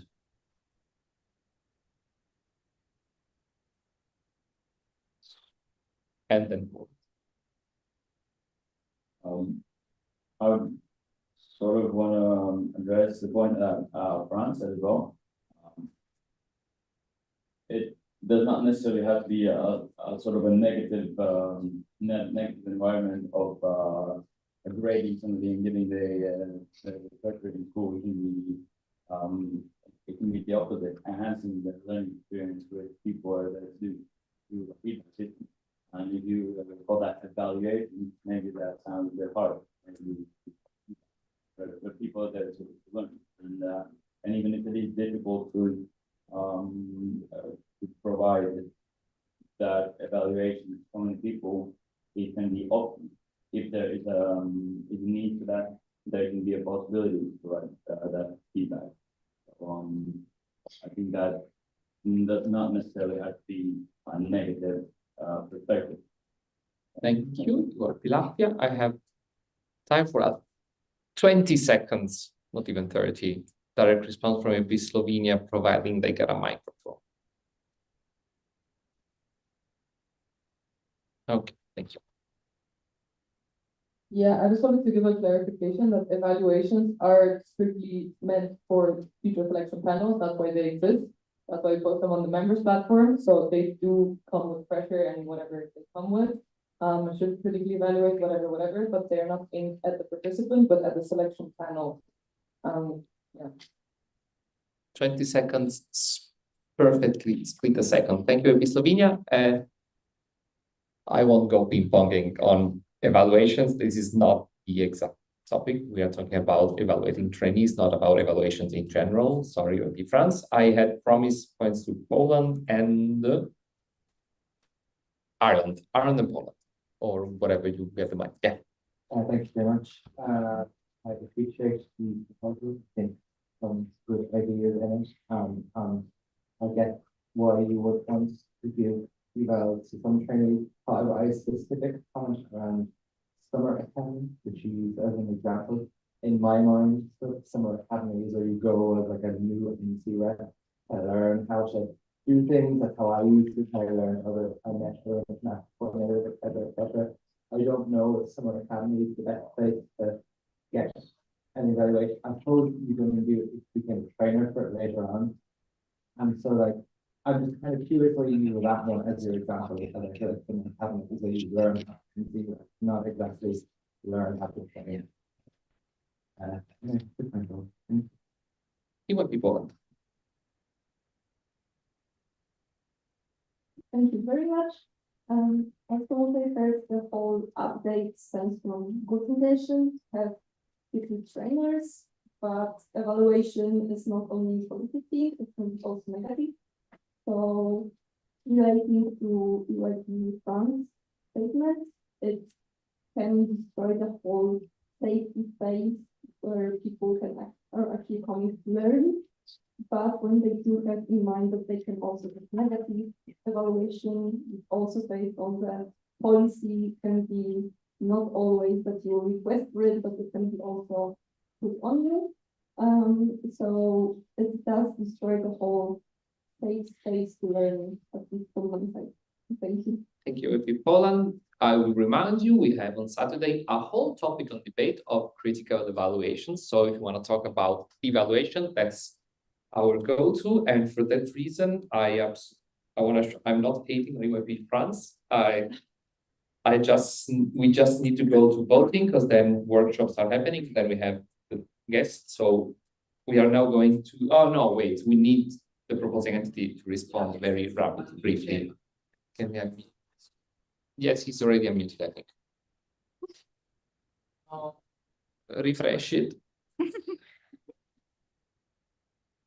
Nikos Pavlou, you have to refresh it again. Perfect. Okay, now you can hear me. I will try to be very brief, and I will say that yes, I understand that you might get negative evaluation, but you can also might get a positive evaluation. So much like any session, the prospect of evaluation can be an even bigger motivation for you to participate and do more things. So, for example, like I don't want to be mean or anything, but I've been a trainer enough times to know that there are people there who, you know, they might still to learn, but they show less motivation than someone else. So why not be able to have some way to prove that someone was way more motivated to do a lot more and reward them? Because at the end of the day, these people will have the same event at their members platform. And if I'm a future selection panel, I will not be able to differentiate between candidate A and candidate B. And whether, for example, you know, a learning environment is the best space for you to be able to evaluate it. Yes, but all sessions are learning environments. A regional session where you are learning to cherish a learning environment. For that summer academy can be the same thing. You are there to learn, for example, as an nursing board member, but more often than not, it's usually the trainees from the summer academy who end up training at future summer academies. So you definitely have things to evaluate them on. And for example, you can say like, oh, this person really, for example, understood like the trainings about media content and had really great ideas. That's something that can be very useful for future selection panels to know. And for example, it can also help us differentiate between what different people are learning. You know, I know that Ivor is learning lots of things about governance. I know that Stefan is learning lots of things about something else and someone else about media. So we can also understand, what's sort of the qualitative difference in the knowledge that people have from different training events.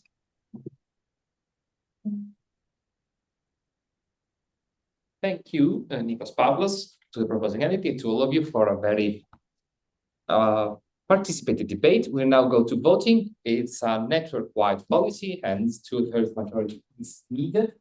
We will ask, as before, to get for us easier, all at NENC abstaining.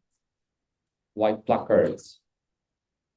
Armenia, Spain, and Belgium. NENC against. Okay.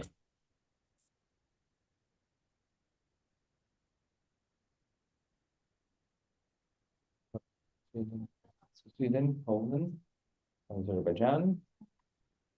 Oh yeah, Ireland, sorry, not Poland. Turkey, Czechia, Kosovo. Oh, sorry. You can do it on your own, I think.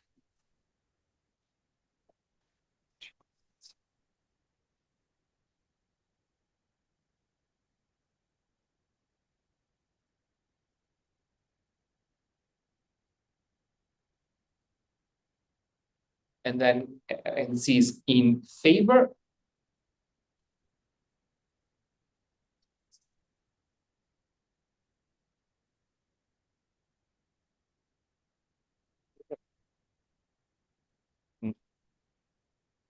And PP and UPA. So with only 9 in favor, 19 against, and 3 abstentions, I sad to say that the proposal has not passed, but we still thank the proposing entity for their explanation and their proposal. And we also say goodbye to Nikos Pavlos and thank you for joining us. Now, mic to Nadia. All right, this concludes all the topics of debate and policy proposals for today. But before we close the day, we will have a workshop slot. So we will have 3 workshops happening. That is, once we understand your network, then there will be what's in an evaluation and also President's Network, what's now. We will show you here, if you haven't memorized it already. I'm a bit okay. Thank you. Which workshop you're in, please do in fact go to the workshop that you're allocated to, because we try to make it go as easy as possible and also give you what you said in the form. To make this orderly.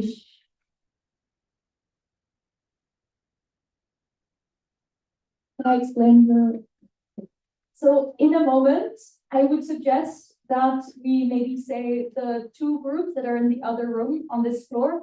We call up everyone in one group, they go over, then we call up everyone in the next group, they go over, and then obviously one group is staying here. All right. But first, we'll make a little announcement. Yes. Thank you. And so as you will know, we will have a separate Understanding Europe time slot. This is for you to ask us any questions about Understanding Europe and EYP cooperation. So please use this workshop time to just get to know the network and the people in it. And if you have any questions tomorrow, I'm finding or during the time slot, we will talk about. And also after the workshops, I also talking to the actual people holding the workshop. You need to come back here for the keynote speech. We have a guest who will be waiting for us, so we can start calling the first workshop. All right. No, wait. Right now. Hi guys. Oh, sorry. In the forums for that, or did you? Sorry. We asked you to know whether you were more comfortable with the male or female room. If you said female, come to us before dinner and start picking out your room keys. It will be at the registration desk. That's it. Okay. I will come back here after this. Okay. Switch. All right. Could we have everyone in the Understanding Europe workshop stand up and go over to the telephone? It's on this floor down the hall to the left. Oh.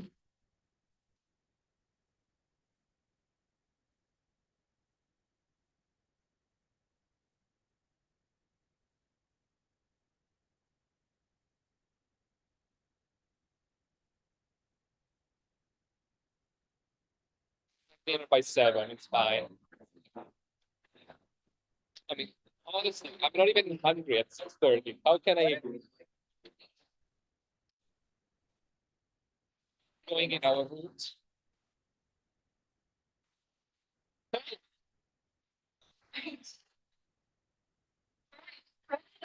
The next one's for you. Please follow Eva to Zehlendorf, which is out straight ahead and then to the right, once you're in the hallway.